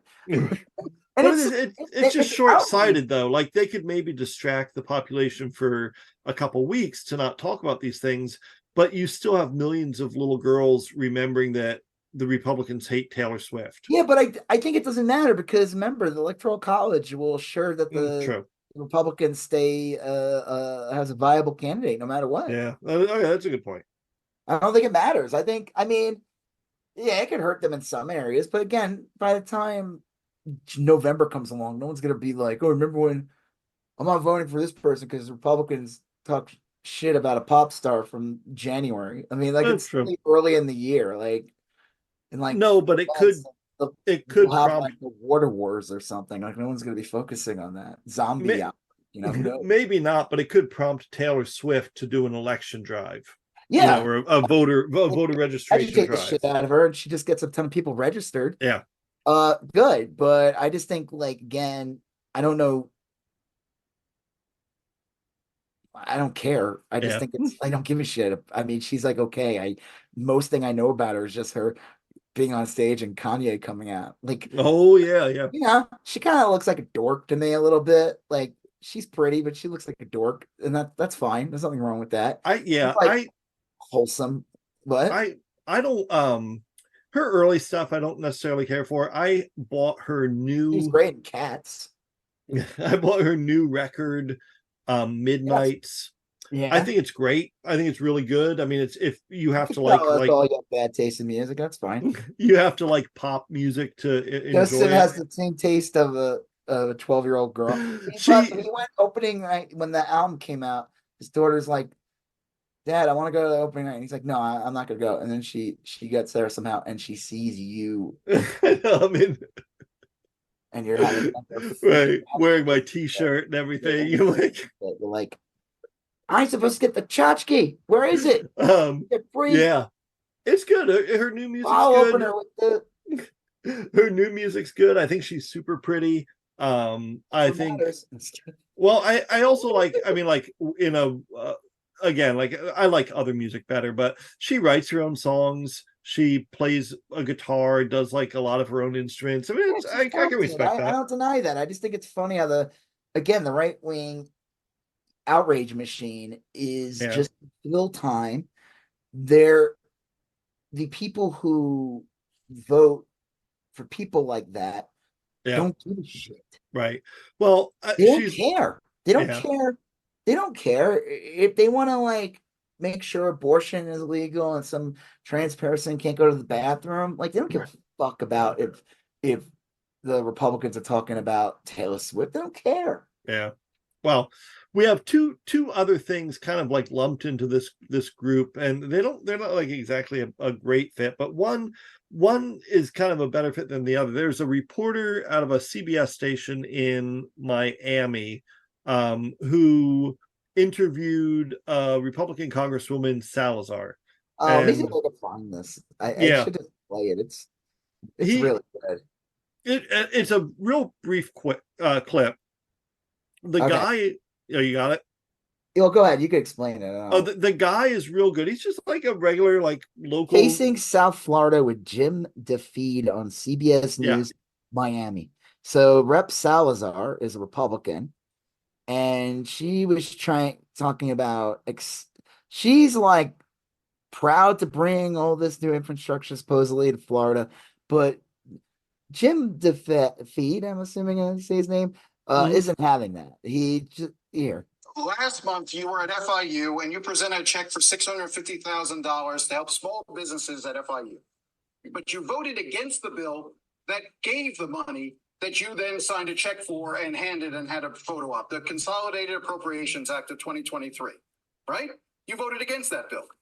I right now, you have to give me more details, but I do know that every time I have an opportunity to bring money to my constituents, I do so. I just did $400,000. But look, you voted against the Chips and Science Act, right? Listen, right now I need to ask my staff, but what do we look at the $40 million that I have brought to this community? Aren't you proud of me? Aren't you proud of the $40 million that I brought? Aren't you proud that I wrote the Dignity Act? Haven't I? Let's talk about the Americas. Wait a second. Let me 1 second. Tell me. the money that you talk about, the $40 million that you bring back to the district, sometimes that money comes from bills that you voted against. You voted against the CHIPS Act, and yet you praise the fact that the South Florida Climate Resilience Tech Hub is going to be started in Miami, right? You voted against the infrastructure bill, and you talk about all the money that comes back to the airport. So at the same time that you're taking credit for the money that you bring back to the district, in Washington, you're voting Fake against news. these projects that are good news. Listen, that was, I think, last cycle. I cannot really. I have no remember right memory. now, but just Someone has Right. America's Act, which is what I'm going to, which is So what you I'm don't like. want to explain why you I voted really against cannot. things? I mean, right now, and I'm not trying to be a politician. There's so many bills that I've introduced. I'm not trying to be the thing that I am. My I only existence is to be a politician. It's okay. Those are Sometimes I significant vote and bills. sometimes I don't. But let's look at the positive. Okay, this woman's a jackass. Yeah. Like, this is what they do. Biden has called out a lot of Republicans, especially Yes. last year when a lot of this infrastructure stuff was going through. And he would call them out and say, look at them. They're going back to their home and they're telling you, like, oh, look, I did for you. And it's like, you voted against it. They know. Now, these people, again, right-wing media, the amount of right-wing media is the only reason why any of these clowns can be viable politicians. Yeah. Because, or this guy, who everyone's praising, but it's like he's just doing the thing that these guys are supposed to be doing. Basic. Yeah, he comes off as like being this remarkable super reporter. He's just competent. He's just pointing out, like, he's not like letting her just say something and then being like, okay, like that woman from Meet the Press. Yeah, he's just like, yeah, that Hochul, what's her name? No, Hochul, what's her? Katie, it's not Katie Tur. She gets a lot of grief too. Kristen Welker. Yeah, her. Yeah. Like, he lets people just come on and she doesn't even question crazy. them. Yeah. Like, if this woman went on that show, she would just sit there and been like, moved on to the next question. Yeah. Counter. Ridiculous. So, I mean, this guy, good. I'm good on him and more of that. But like, this woman's like a clown. Like, she's a liar and she knows that her district want and needs these things. Yeah. You're going out there voting. Like, that's in like Boebert too. She'll go out and be like proud that she voted against something, and then like, I brought all this infrastructure to Colorado. It's like, that bitch, you just she'll be there for the ribbon cutting. That you proud to vote against everything that these people need. And that's what she's doing. It's like all these clowns do that. They know their ideas suck. They know their ideas are unpopular. Yeah. And the sad thing is this woman will never go on his show again. Probably not. I don't blame her, but like, this clip should just be played all the time. Yeah. Like, her opponent running against her should put this in an ad and be like, I'll vote for these things. She didn't. You could rest assured. And the only reason why those things went through is because it was a Democratic House when these things went through. Yeah. Now that Mike Johnson, Trump's personal peon guy, is running the House. I don't know how he got. I mean, the dude literally, he claims to not have a bank account, and he had some sort of weird jack-off competition with his kid. Like, I don't. Yeah. I'll say that for the. Well, you know what? I know you got the Smartmatic OAN thing, but maybe we'll push that off. Right. Let's go to the, because this kind of leads to like the border Civil War thing too. Yeah. Because again, it's like, I don't know, these people are just clowns. Like, they just are. Like, yeah, the guy's just pointing out, like, you voted against all these things that you're taking credit for, signing the check and all that. It's like, it's so duplicitous. Yeah. Okay, so the border Civil War type of deal. It's a series of kind of skirmishes at the southern border. I think Eagle Pass is the name of the city. There's no violence yet. No. There hasn't been any. So basically, the Republicans have been pushing a border crisis. Yes. Trump goes out whenever he does his rally, says like, Biden has failed to police the border. People just coming in through in droves. This is the same thing you do all the time. There's a caravan coming. There's terrorists snuck in there, terrorist cells. There's rapists, there's murderers. Like, they're making it out to be insane. And recently, there was like people who died in the because Yeah. Abbott wants to be as cruel as possible, putting barbed wire up, putting those buoys that have those razors, sharp fucking saws in between the balls It's like too. Mad Max or something. Yeah, it's really disgusting and heartless and cruel. And just violent. I mean, it's so gross. This guy's such a monster. And he, I guess the Supreme Court. So what happened? Like people drowned. Didn't Right. like a immigrant like a border patrol couldn't help them, or didn't any border patrol people die? Supposedly, didn't they get killed because of this fucking barbed wire shit? Like I thought. I don't remember border patrol agents getting killed. I do remember like migrants have gotten killed trying to cross, and a lot of this is kind of like murky because migrants have always been killed trying to cross. It's dangerous, even on like a good day.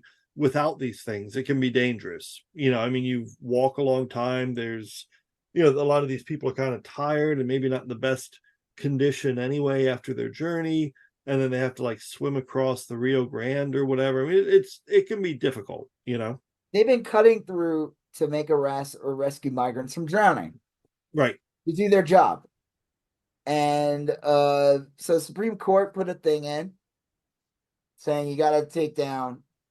There was a 5-4 decision. You got to take down these razor wire. Yeah.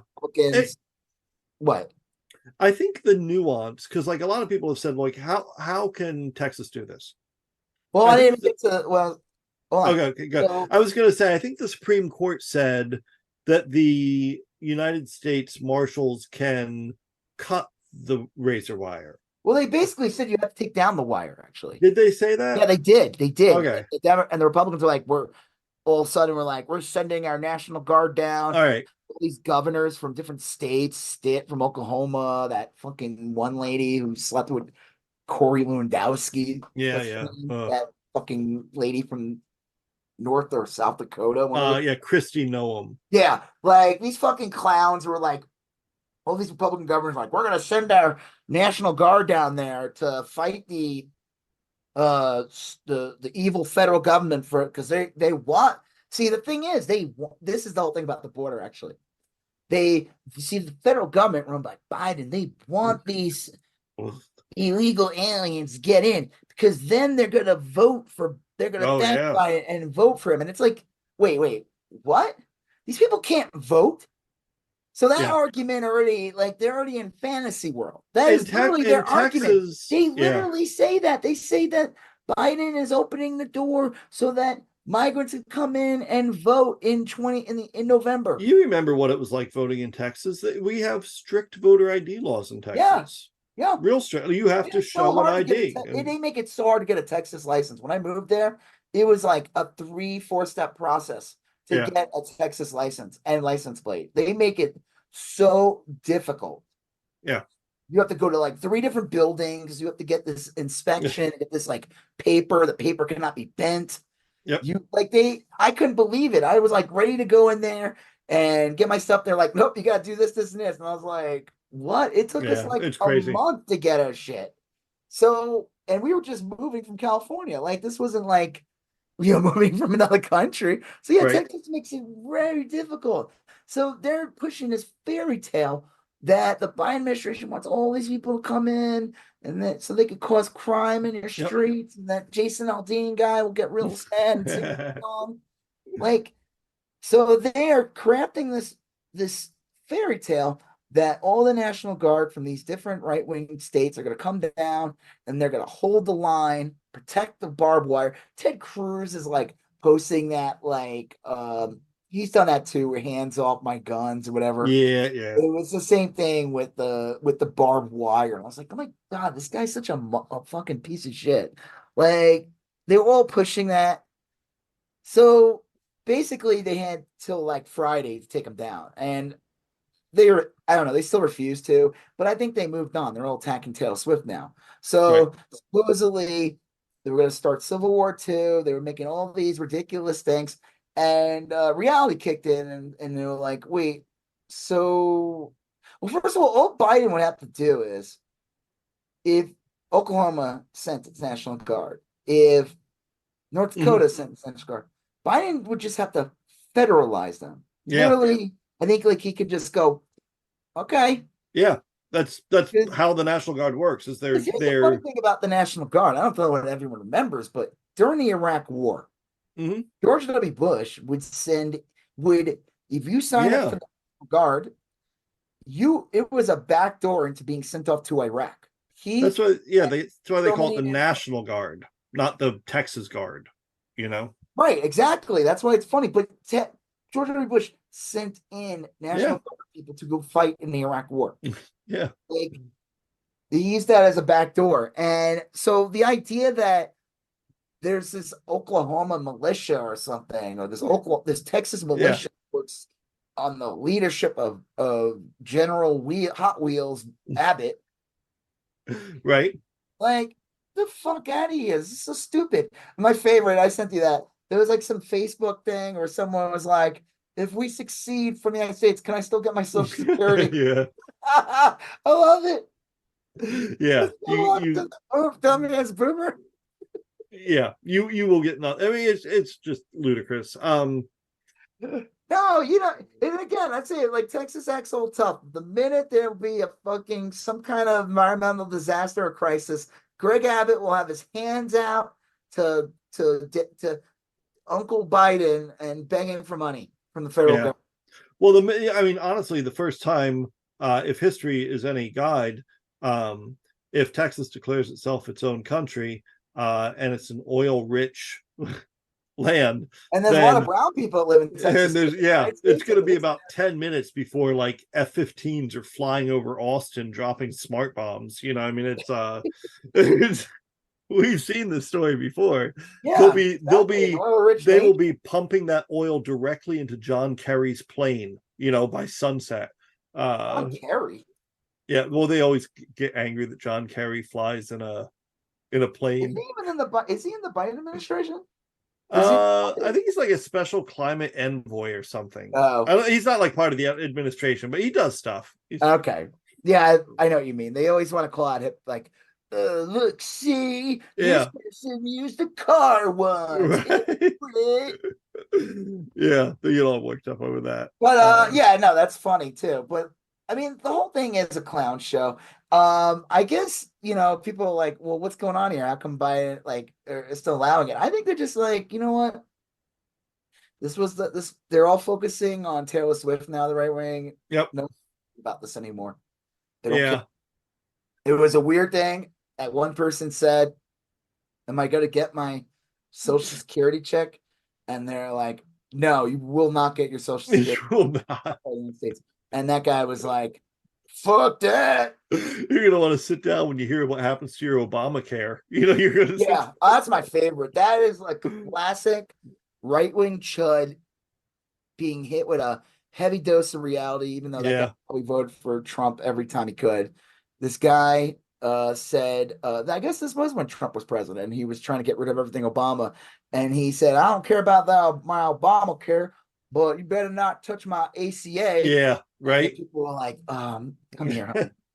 Come here, honey. Come here. We gotta talk. We gotta talk to you. Yeah.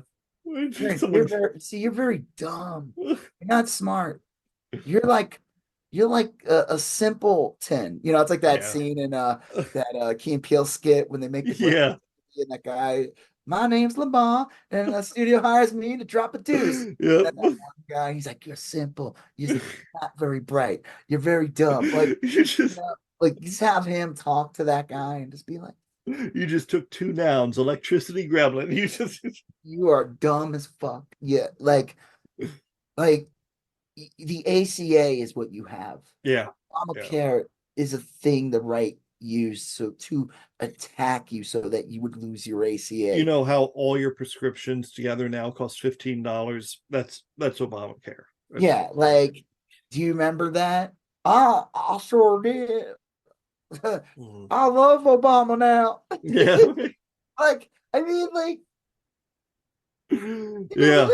No one's starting a civil war, and the Pentagon runs the country. And the Pentagon is not going to allow a civil war to happen. And like you said, Texas seceded from the nation. Well, first of all, what happens when there's a disaster? And then Greg Abbott's going to call up Biden and be like, hi. Right. federal money, and they're like, well, no, you left the country. You're not. You're your own big boy country now. Yeah, You got your Houston own gets big boy country. You could be Houston okay. gets bailed out by federal dollars constantly because it floods. You know, Yeah. I mean, and never. I mean, it's never mind like the hailstorms and snowstorms. Dallas was declared a federal disaster like 3 years ago during the ice Yeah. storm. So, Yeah. well, And ice storms all the time, but and that's not even that. I mean, like tornadoes constantly, and just all kinds of shit. I remember one time there was like some fertilizer plant exploded in Texas. oh yeah, And Rick Perry, who would always threaten to secede from the United States when he was governor, was Yep. immediately like begging Obama for money. I mean, like Yeah. these people are not. These are not serious people. They went. They quickly went from talking about Civil War II to attacking a pop star and a football player. yeah. And almost putting the same amount of weight. Do you know what I mean? Oh yeah, yeah. The amount of weight of outrage for Civil War II and for Taylor Swift. These America's are not sweetheart. people. No, but how dare they? No, but these people should not be taken seriously. Yeah. And then it's like, wait, what are we arguing about here? Well, Abbott wants a barbed wire up that recently killed children. Yeah. Drowned. So weird. You know, like I don't know. Like I said, I've said not everybody's a monster. You know? I have like nuanced positions about like what should happen in like the border, but like one of those nuances isn't how many children should we lacerate. You know, I mean, like that's like not it doesn't go in. That's not what serious people talk about. That's what right. That isn't. It's like it's so stupid. And people who should be put on no-flight list thing. That's more a scene from like a Jigsaw movie, you know, like it is. I mean, that's like and you know you're not dealing with a serious person when they say the reason the border's out of control so that Biden could allow people to come in and do a thing that they legally could never do anyway, which is like. But this is part of the story. Remember, Trump says that he won 2020. Yeah. And he's going to win 2024. But Biden, you know, he's allowing all those illegal immigrants come into the country, and they're going to vote for him to return the favor for, you know, having a blind eye while they walk through the gates, you know, of this beautiful country. Yeah. You know, this is I know this is in this list. I'm going to kind of like transition to this other thing. Well, I wanted to talk about Mike Johnson, though. And okay. I don't know what do you want to talk about? I was just going to I don't understand. Convoy? Yeah, that's exactly what I was going to talk about. These trucker convoys. Okay, go ahead. Yeah, we'll talk about that. I remember like in the 70s and maybe early 80s, truckers were like kind of a glamorous thing for a little while. Oh like, yeah, nothing more glamorous than truck. It was like Smoking the Bandit featured the Bandit's trusty sidekick Jerry Reed, who was a trucker. Oh. And then there was a TV show called BJ and the Bear featuring trucker with his trusty chimpanzee. There was Truckosaurus. There's Truckosaurus was a big thing. CB radio was a big craze for a little while. That song Convoy was a hit. So like I get the rich glamorous role trucking has played in, but like it seems lately that the right wing is kind of like used trucker convoys as like a thing, like a mode of protest, and I don't get it. They did that in Canada, and that was one big grift. It was all bullshit. Yep. They did it in like Washington D.C. once too. They tried to shut down the freeways around Washington D.C. But these aren't even like real truckers, supposedly. This is all like bullshit. These aren't truckers that are like, you know, bringing Walmart goods across the country. Yeah. The real truckers were the ones who were like, we're not coming into Florida when Florida started putting in all that insane anti-immigration stuff. They're like, I'm not stepping into Florida. You're not getting anything from me. Like, we're not driving. Truckers. Well, good luck with getting equipment and stuff to build shit there. Truckers can make good money and it's a good job, but it like all relies on like really good time management. Like you need to like plan your loads and you need to watch your gas mileage, and you need to plan, and like you can make a lot of money doing it, but you have to be kind of like a good logistical person. These people are spending tons of money driving trucks to protests. I mean, it's just like such a photo of the convoy. Yes, There's it's no so trucks. There was like maybe two. Most of them was pickup trucks. I guess technically that's a truck, but even so, it's like it's such a waste of money. These are so low impact protests. It seems weird to me. The one that they did in Canada and here, that got more high profile. That was like I don't know what the purpose of it was. It was like anti-COVID. Yeah. We already were like kind of like most places that were already like open for a while anyway. Yeah. I think they had planned it and then they didn't want to call it off. So yeah, it just on growing. And God, I remember like seeing like Rob Zombie and his wife being like, yeah, and I was like, ooh.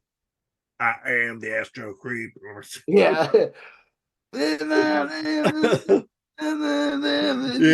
doing more trucker than trucker. Just I'm a mega and I make shitty movies. Yeah. Did you see the Monsters? Yes, it sucked. Yeah. I think he is I didn't put this together, but I think he is touring with Alice Cooper, who is another chud.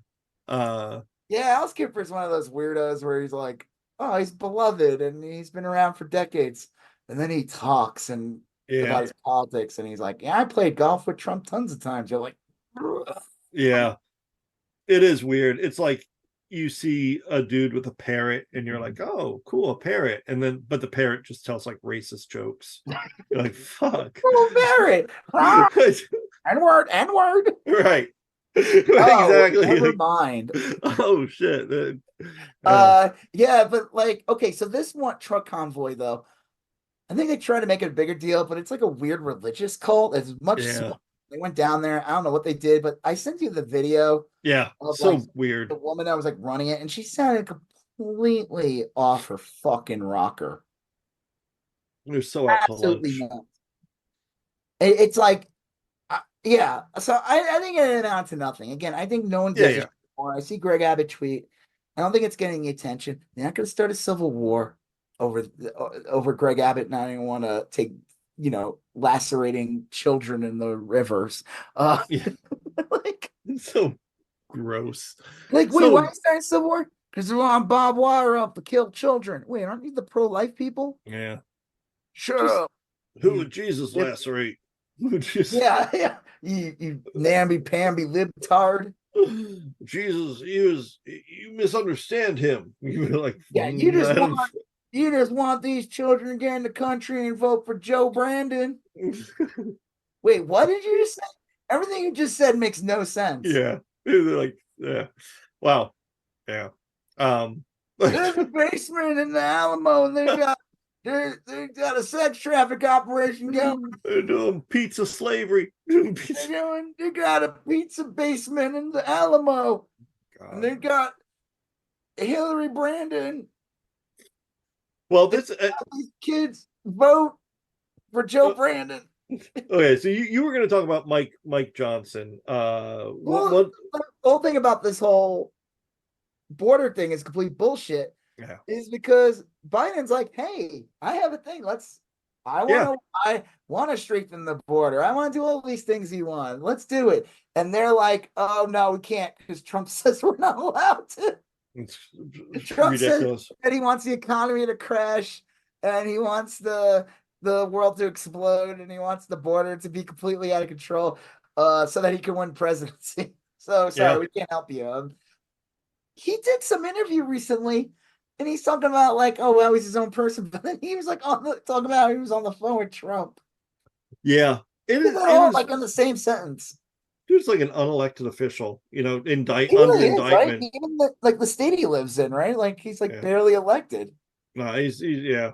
It is bizarre. I get how the border crisis has worked for them a bunch, and I get how it is like a pretty effective tool, to drive their narrative or whatever. And I even get how decades. It's Yeah, all race. It's all race based too. it's like 90% race based. 90. It's 100%. When it comes to that, it's 100% racism. Well, I don't know, because I do see, and this is in Florida more in particular, where a lot of Latinos from Cuba are super pro build a wall, you know, and it's kind of a weird thing to talk about because, like, they're both kind of like Latino. Like, it's easy for me, in my perspective, to see them as both being Latino communities, but the Cuban community is like so different than there's like 1,000 different Latino. Exactly. Yeah. So I mean, I get all that. I'm not saying that they're like a uniform, because, but like, that's like, seems to me like slightly different than the racism we talk about when we talk about, like, they're racist as fuck too. Oh yeah. I'm just saying, but it's a different Latino, but they may be like, I don't want this fucking like this or this. The racist is fucking all hell. It's just a weird thing. Anyway, let's be clear. When everyone thinks of a racist, the go-to is some dude with like a Klan robe or some redneck Cletus-looking fucker from The Simpsons. Yes. But the reality is, there's racist black people, it's racist Hispanic people, yeah, of course, Asian people, it's racist gay people, like, which could be any race too.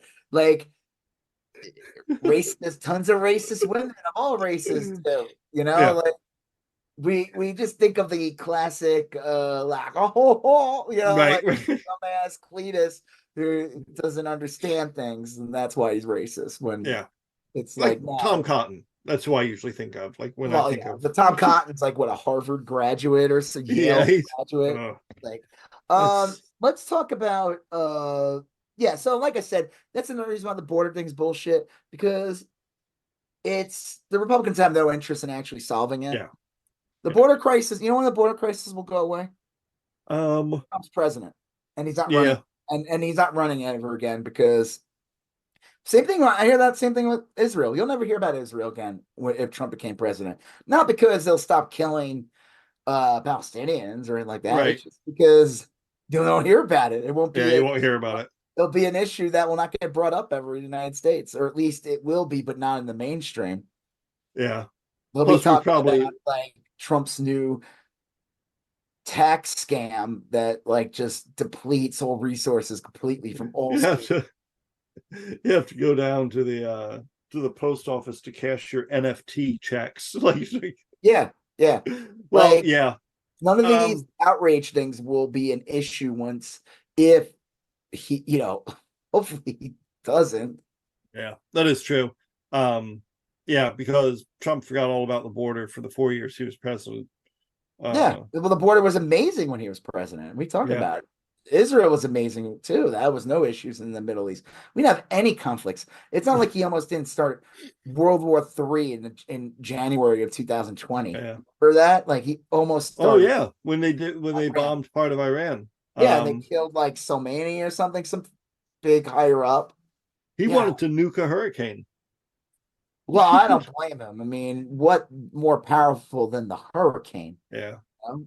And that would be that would be the ultimate battle between the mankind with its nuclear prowess and Mother Nature.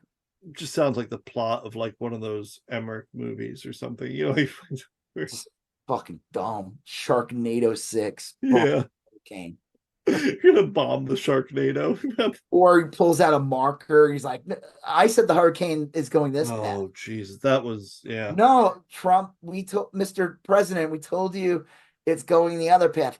The marker says different. Right, yeah. What a fucking nut job. You want that as your fucking president again?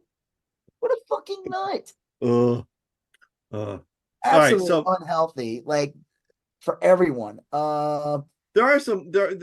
I don't know where I'm crazy. It's like he attracts lunatics. Yeah. Psychopaths that will vote for Trump.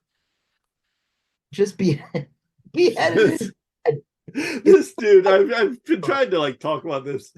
I was looking through the news today, and there's a story where it was like they made an arrest from a guy who beheaded his dad on YouTube. And The first thing I'm not even kidding. The first thing I thought of was Hey, like, you know is what? this You always see those videos of parents pranking their kids right? and they're abusive. It's good to once in a while see the other way around, you know? Yeah. Okay. Look, Prank videos. if the dad had like hucked slices of cheese at this kid when he was an infant, sure, I can see. Man beheads. Here we go. Breaking news. This was from last night. Man beheads his federal employee father and posts video of decapitated head on YouTube while calling for a revolution against Biden's regime and to fight army of illegal immigrants. See, this is what I was talking about. This guy's probably a little off his rocker. Yeah. Police take him into custody. And I wrote Trump support. Yeah. That's why I did that too. This is a moderate Republican. Yeah, he's a moderate Republican. This dude said exactly what I'm talking about. They believe that Biden is opening the border to allow migrants to come in so they could vote for Joe Biden, and then Trump will declare when he loses. Hopefully, he loses. He'll say there was election was stolen. People were saying there were thousands of migrants showing up to the polls electing, and this guy said, "You know what? I believe you. I'm gonna go cut my dad's head off." Yeah. Honestly, I mean, that's like, but wait a minute, hold on, I'm going to go live first. This shit happens. Like, it happens that people get deep into this right wing media sphere, and they wind up like killing their parents. Or it's like that person who killed that abortion doctor, Bill O'Reilly, go on TV every day saying Dr. Tiller, the baby killer. If you say that constantly, someone's gonna be like, I'm gonna save the world. Well, I wanna remove this demon that's killing babies. Bill O'Reilly, who never lies or says weird things about falafel and noodles or whatever. Yeah. Well, it's just kind of crazy. I don't really know how to. I mean, it seems like this is this big consequential thing, and it's just like a little blurb, for what we're talking about. But all these things have such real consequences. Dude beheads his father, shows it on YouTube, rants against Antifa, LGBTQ, Biden, BLM. The right is scrambling to either say, well, he's right about Biden, or say he isn't right wing, and Twitter's blocking search results for him. Yeah. Well, he looks like my. Oh shit! Oh, that's weird. Can you see that? It's weird because my background's on. Oh yeah. He looks like my brother-in-law. Huh. Shit! I'm not talking to my sister. Yeah. Well, this isn't like the most graceful segue or transition or whatever, but like this is the link between the hard cut. Well, this is like, okay, so Florida has this new law where if you're a trans person, you can't put your gender on your driver's license. You have to put the same gender assigned to you on your birth certificate on your driver's license. And this was never a problem. This is just a cruel little thing. Like, who's this for? Who is sitting at home being like, good? Like, right. Well, obviously the guy who beheads his father. I was going to say, that's the guy who's sitting at home saying good. And then it gets in their head that like, oh, they're these woke teachers, trying to turn boys into girls or whatever. Like, and then they go out and shoot a teacher. I mean, that's exactly how that happens. Oh yeah, totally. I'm actually surprised. No, I don't know. Maybe if there were any stories, it was covered up or something, but that there weren't like when they were going on that whole thing with DeSantis too, and they were just attacking teachers left and right in Florida. Like, I'm surprised it wasn't like some lunatic that like didn't try to make an example out of, Yeah, I mean, it really is. I'm surprised it hasn't happened, but like that these are the risks. Like when Greg Abbott starts talking about this border stuff, you get drowned children. That happened. That's a real thing, And when these right-wing media people start talking about federal workers being like, parasites or whatever, you get weirdos killing their parents. I mean, like, I don't know. Yeah. It's awful. It's real awful. The other two things we had in this little group were Tom Cotton and Ted Cruz. We talked a little bit about both already, but the So Tom I guess Cotton, they had like Silicon Valley people there. I don't know what in the Senate today. yeah, they had, well, What? yes, Mark Zuckerberg was there, and then the gentleman who runs TikTok, I believe, Or someone that works there. I don't know. Yeah. Yeah. And why were they there? What was it for? There were hearings, and this wasn't a bad thing, really. They're having hearings on social media's effect on minors, and it's been terrible for a lot of minors. So they're having these hearings on like what social media needs to do about this, and some of it's like bipartisan. They're not like on the same side necessarily, but like both Democrats and Republicans, for different reasons, are concerned about social media and children.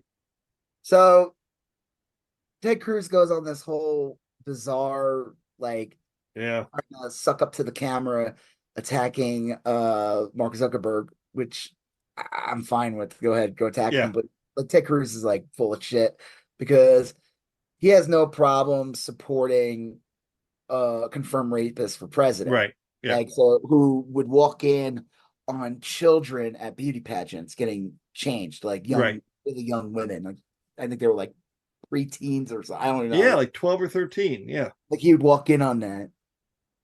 And so Ted Cruz is a lying hypocrite, but he's putting on a show and he's attacking Mark Zuckerberg, and he's like, yes, you have a feature on there that says like you might be looking at child porn, and it says on there that I'm like, I don't want to play him. I could play the clip, but I'd prefer to do this instead. And it says on there that you can click, I want to see it. Like, cause it's like you get like a warning, like, hey, you mean you need to see it. And Mark Zuckerberg's like, well, I'll look into it. You will not prove it to me, or you will. It's like, well, I can't do it here. I will look into it. And then he's like, well, you do understand that, we put that on there because we don't know what they're actually looking at. It could be nothing. They could just be looking at like family photos or something. Right. Gonna lock someone up for looking at a family photo. And Ted Cruz are like trying to accuse of which, listen, Facebook and Meta and all them, they got their own fucking problems. Right. But I just think like Ted Cruz is not the right messenger. He's not he's not he's putting on a show. This man has no problem supporting pedophiles, rapists, sexual assaulters. He has no problem with that. He's already expressed that he will support people or invite him on his podcast or whatever he does. Like, this guy's a fucking clown. And it was so what's the word? Like, disingenuous. Yeah, like, for sure. Like, after that, I wanted like someone to get on and hand him an award. Like that guy from that video of the guy from the Good Liars handing Ron DeSantis a participation trophy. I love it. His wife was laughing. I thought that was so funny. That's like one of the best endings to a campaign. Yeah. Trophy and said like, congrats. Good job. Ted Cruz sucks. So then the other clip was Tom Cotton basically doing his best impression of Joe McCarthy. He had I guess, like you said, the CEO, whatever, of TikTok on. Yeah. Like, have you ever been part of the Chinese Communist Party? And the guy's like, I'm from Singapore. And I think he's like, lives in a, didn't he say he served in in the military in America? I don't remember that. I didn't see the whole exchange. Let me see if I can find that clip, because that one is, Tom Cotton is such a dweeb. Yeah. Like, I remember we were like, oh my God, he'll run for president. People will vote for him. I don't know. No. I mean, he might run in like 2028. I could see that. But he's about as likable as a box of like freeze-dried milk. Yeah. Like, he is. He is he's just off-putting. I guess he's kind of like got a little Ron DeSantis in him, that he's probably like a bright enough guy. He says all the right things for the chuds, but like, Oh, here we go. Let me see if I can find it. Yeah. A minute long. Singapore. Of what nation are you a citizen? Singapore. Are you a citizen of any other nation? No, Senator. Have you ever applied for Chinese citizenship? Senator, I served my nation in Singapore. No, I did Okay, not. he served his Do nation. you have a Singaporean passport? Yes, and I served my military for two and a half years in Do you Singapore. have any other passports from any other nation? You have a secret one? Your wife is an American citizen. Your children are American citizens. That's correct. Have you ever applied for American citizenship? No, not yet. Why not? You don't like Have us? you ever been a member of the Chinese Communist Party? Senator, I'm Singaporean. No. yeah. Have you ever been in the Russian military? It's like a weird thing too. It'd be like, Have it's you not ever exact. attended clown college? I did. It would be like asking, like, a Palestinian if they were ever a member of Likud, or something. I mean, it's like it just doesn't. Party? No, Senator. Again, I'm Singaporean. Let me ask you some Oh hopefully simple questions. You God. said earlier in response to a question. You like try not to what laugh. happened at Tiananmen Yeah. Square in June of 1989 was a massive protest. Did anything else happen in Tiananmen Square? Yes, I think it's well documented. It was a massacre. There was an indiscriminate slaughter of hundreds. What does that have to do with me, Yeah. asshole? Singapore's not like a fan of China. I mean, it's just a weird. It's just because it's a Chinese app, and because he knows that his brain dead supporters can't tell the difference between Asian people. Yeah. I thought I ate at a Singaporean restaurant last night. Right? Oh, Yeah. that was an Arby's. What a dumb, like, I'm sorry, like, and again, it's like you get these guys that come like Mark Zuckerberg, this dude or whatever, and the truth is they end up leaving better than they did before. Oh yeah. It's almost like, do these guys, because the Republicans, like, in the end of the day, are all pro-business and corporate business. Yeah. That they actually would be in full support of these businesses and allowing them to do whatever the fuck they want. Right. And make a shit ton of money. So you get these clowns got there and ask these ridiculous questions, probably change what the hearing was actually about. Yeah. You're sitting there talking about a massacre that has nothing to do with him. Like, what the fuck does that have to do with me? Were you in the boxing rebellion? What's your opinion on the Boston team? You're right. Like, it's like, making these guys, like, you're rooting for Mark Zuckerberg when he's talking to Ted Cruz. You know what I mean? Yeah. You're like, that's not how it should go. It shouldn't be that way.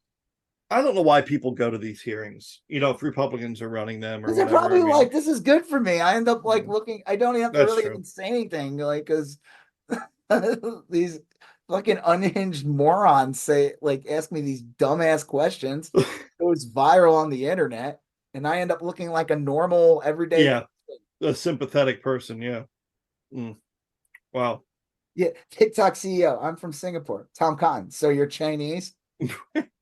No, I'm from Singapore. It's like really funny. Yeah. Like, it would be if it weren't like Tom Cotton running the show. Yeah. Yeah. All right. Elon Musk. Oh yeah.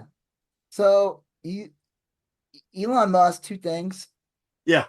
Well, what do you want to talk about first? The money thing or probably the money thing? The money thing first. Yeah. Okay. Yeah. So what happened with Elon Musk? He's not getting like $56 billion or something. I think it's unclear. Like so he awarded himself all these stock options when he was CEO, and it turned out to be like a grip of money, like most of his money. And some investors took him to court, and then in court just last week they ruled that his compensation was unfair, that it shouldn't have been that. So I don't know what they're going to change it to. I don't know how any of that works. What'd you say? Instead of like 56, it'll be 53 billion. Well, yeah, I don't know what the deal is. I mean, he's still going to be very wealthy, but it could turn out to be like his wealth is cut in half. I mean, it's unclear I to just me. don't understand how this guy still runs these companies because, like, Tesla, like, to me, it's like you made your politics so you were so public about it. You made it so evident that you support like all these right wing things. He went to the border too, put on like a whole show watching immigrants penned off, and he's this rich asshole wearing a cowboy hat. It was like, what the fuck? Go away, you scumbag, And then like, all the other bullshit, that Cybertruck being like a complete fucking joke. Yep. Like, how is he see like how if I was like a heavy investor in Tesla, I'd be like, this guy's got to go. Like, he is just rooting this company. And it doesn't even make any sense because if you're an eco-friendly, or you're claimed to be an eco-friendly company, you're trying to make a product that rivals, gas-powered vehicles or whatever, you want to change the infrastructure of the country. Why would you lean so heavy to a group of people that are like so pro-oil? Yeah. I don't get that at all. It doesn't make any sense. Sink his company and he's gonna make like a ton by doing it. I don't know. I don't know that part. But you're right. That is like a weird quirk of him. You see that bullshit? I was gonna bring it up last week and I forgot. Went to I saw that. Hero. The fuk? And he did a George Santos. He was being interviewed after, and he said he considered himself tangentially Jewish or something. He has so many Jewy friends. Like, in a way, George Santos. No one will ever do it as well as he did when he said he was Jewish. Yeah, that's fucking funny as shit. Like, that is pretty funny. What a play on words. I mean, it's literally called Jewish. So you just added like a little, what is that, an apostrophe? Like apostrophe? Like an apostrophe or a hyphen or something. I mean, I'm Jew-ish, dash in between, like. Yeah. So I don't know. I did see that. Like, that was tasteless. It's like, especially and then literally that same day he liked like a tweet from a Nazi. Yeah, he's turned Twitter into such a haven for like white nationalists. I see it all the time. Oh, these guys creep on my posts. If I have a post that goes viral, I've gotten like the "you're Jewish" gift thrown at me, and I'm like, I that one's weird. But again, this guy will be rich. It doesn't matter. Yeah, he'll always have billions of dollars some way, and if he'll always have more money than us. It doesn't. Maybe his influence will die down. I don't know. It is just funny. Yeah. His influence is definitely narrowed. He used to be pretty well liked by everyone. Now he's pretty unliked by most. But yeah, he'll always be rich, and he will also. Go ahead. No, I was going to try to make a Neuralink joke. I was going to make a joke and say, do you know that's not like in pop culture? Anytime they would reference like a smart guy, they would bring up Elon Musk. And supposedly that's like dying down. Like, fuck, even like in the new Star Trek series, I think they referenced Musk, and like not the cool one that takes place in that's like a it's other one. Voyager. I don't know what is it? Discovery, that one. Yeah, I never really got into that one. I think they referenced Elon Musk on that, and people were always like, stop saying this guy's smart. Like, he's not Einstein. He's not like, it's just marketing. He's just marketing. Rich guy who bought things. He didn't invent anything. Then people would be like, oh, he invented PayPal. No, he did not invent PayPal. Someone else invented it. He just invested it. And it was to the point where they bought him out and got rid of him. Yeah. Best decision they ever made. They put Peter Thiel in charge, who is also probably worse, but yeah, absolutely terrible. I think the joke is supposedly he doesn't donate like he used to the Republicans. Oh, that could be. Supposedly he used to be like a huge donor. I don't know if he's as much of a donor or a Trump supporter. I mean, his politics are probably I'm sure they're terrible. I mean, he's the JD Vance pretty much came out of Peter Thiel's butthole, and so did that other guy, that lizard that they tried getting to run for Senate in Arizona. In Arizona. Blake Masters. Yeah. Yeah, that guy's a creep. Yeah. What a fucking creep. He's like, yeah, you like Tom Cotton, but you wish he looked more like a serial killer? Right. It's like, that's like, you wish he looked more like a murderer who beheads his father? You ever wish you could vote for a slee stack? You ever wish you could Yeah. Joseph with the modern references in this episode. Yes. Smokey and the Bandit, Envoy.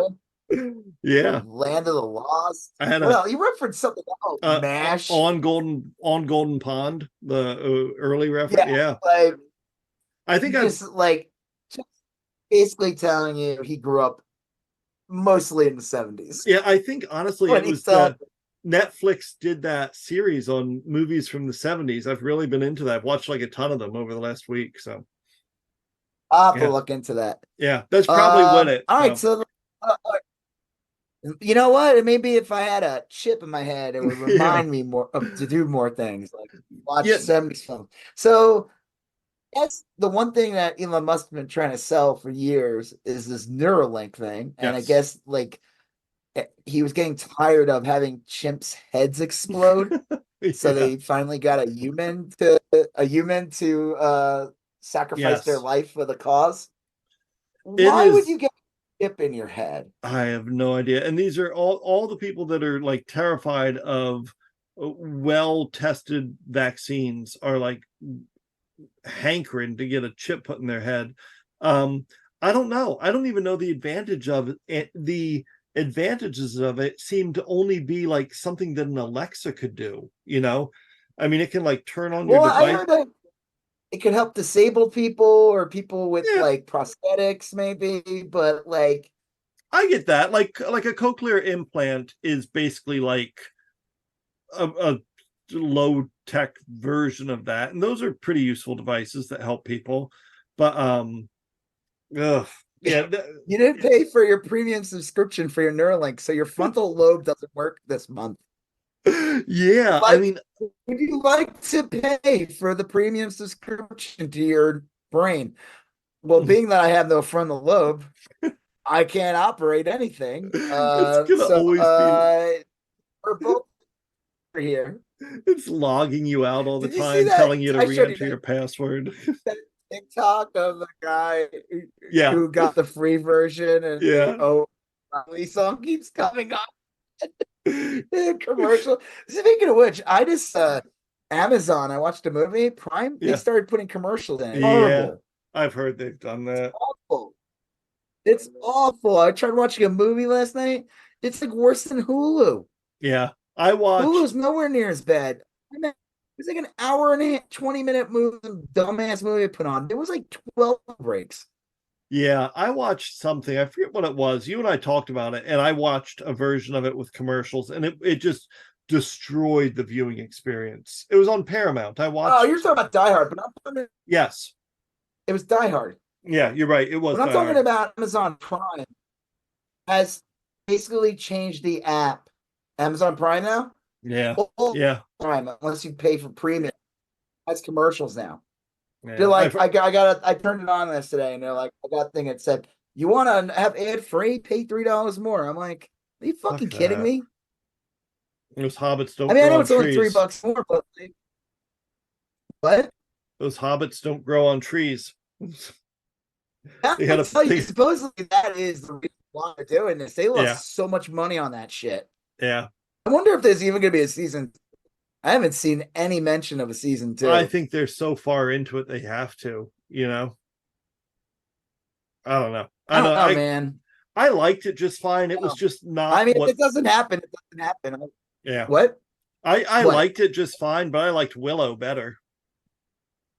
Willow was better. Yeah. It was just a better show. Good. I'm glad you. Yeah, I'm glad that you agree. It was just like. That show never gave you a reason to exist. It felt like it was like, hey, you like Gandalf? Well, here he is, but he's confused. Yeah. It just, you like hobbits, but you wish they were girl versions of the Hobbits you like. Right. Literally the same characters, just vaguely more feminine. Yeah. Than the John Aston and that other guy. What's his name? The one who played Frodo? Yeah. Elijah Wood. Yeah. You wish you like what's the name of the villain? Sauron. Right? You like Sauron, but you wish he wasn't a fiery eye in the sky and instead was a hot dude. This is your show. Sexy buff Sauron. Tired of having the flaming fire vagina eye in the sky. Here's a buff dude instead. Well, you know who that would appeal to. Well, it wouldn't appeal to him because he would pretend a secret reporting gig. Yeah. James O'Keefe, former head of Project Veritas. Yep.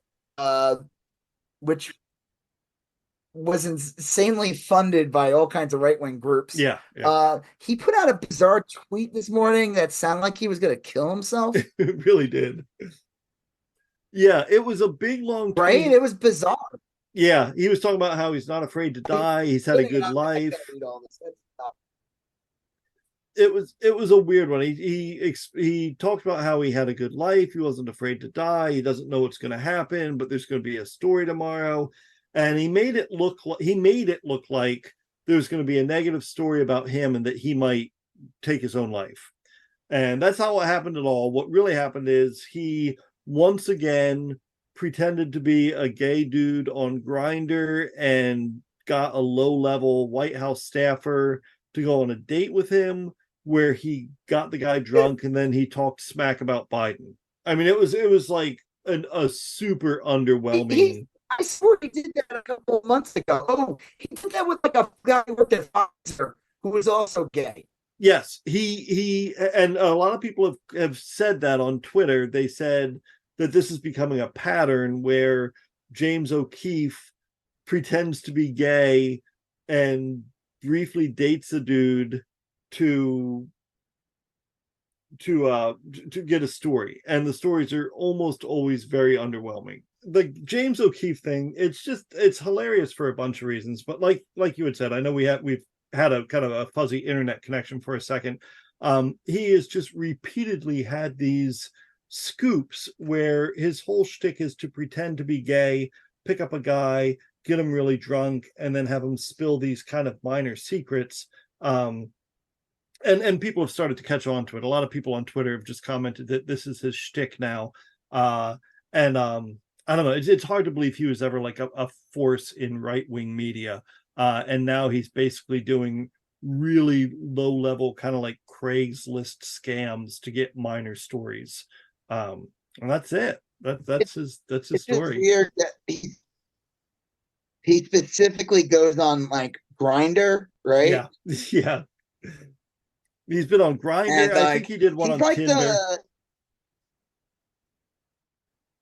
But it's usually just dudes, right? Yeah, it's always just dudes. and he's like this. Now remember, this is a guy who got kicked out of Project Veritas because he was misusing funds, like millions, and I guess one of them was he bankrolled a play. Yeah, Oklahoma, where he was the star.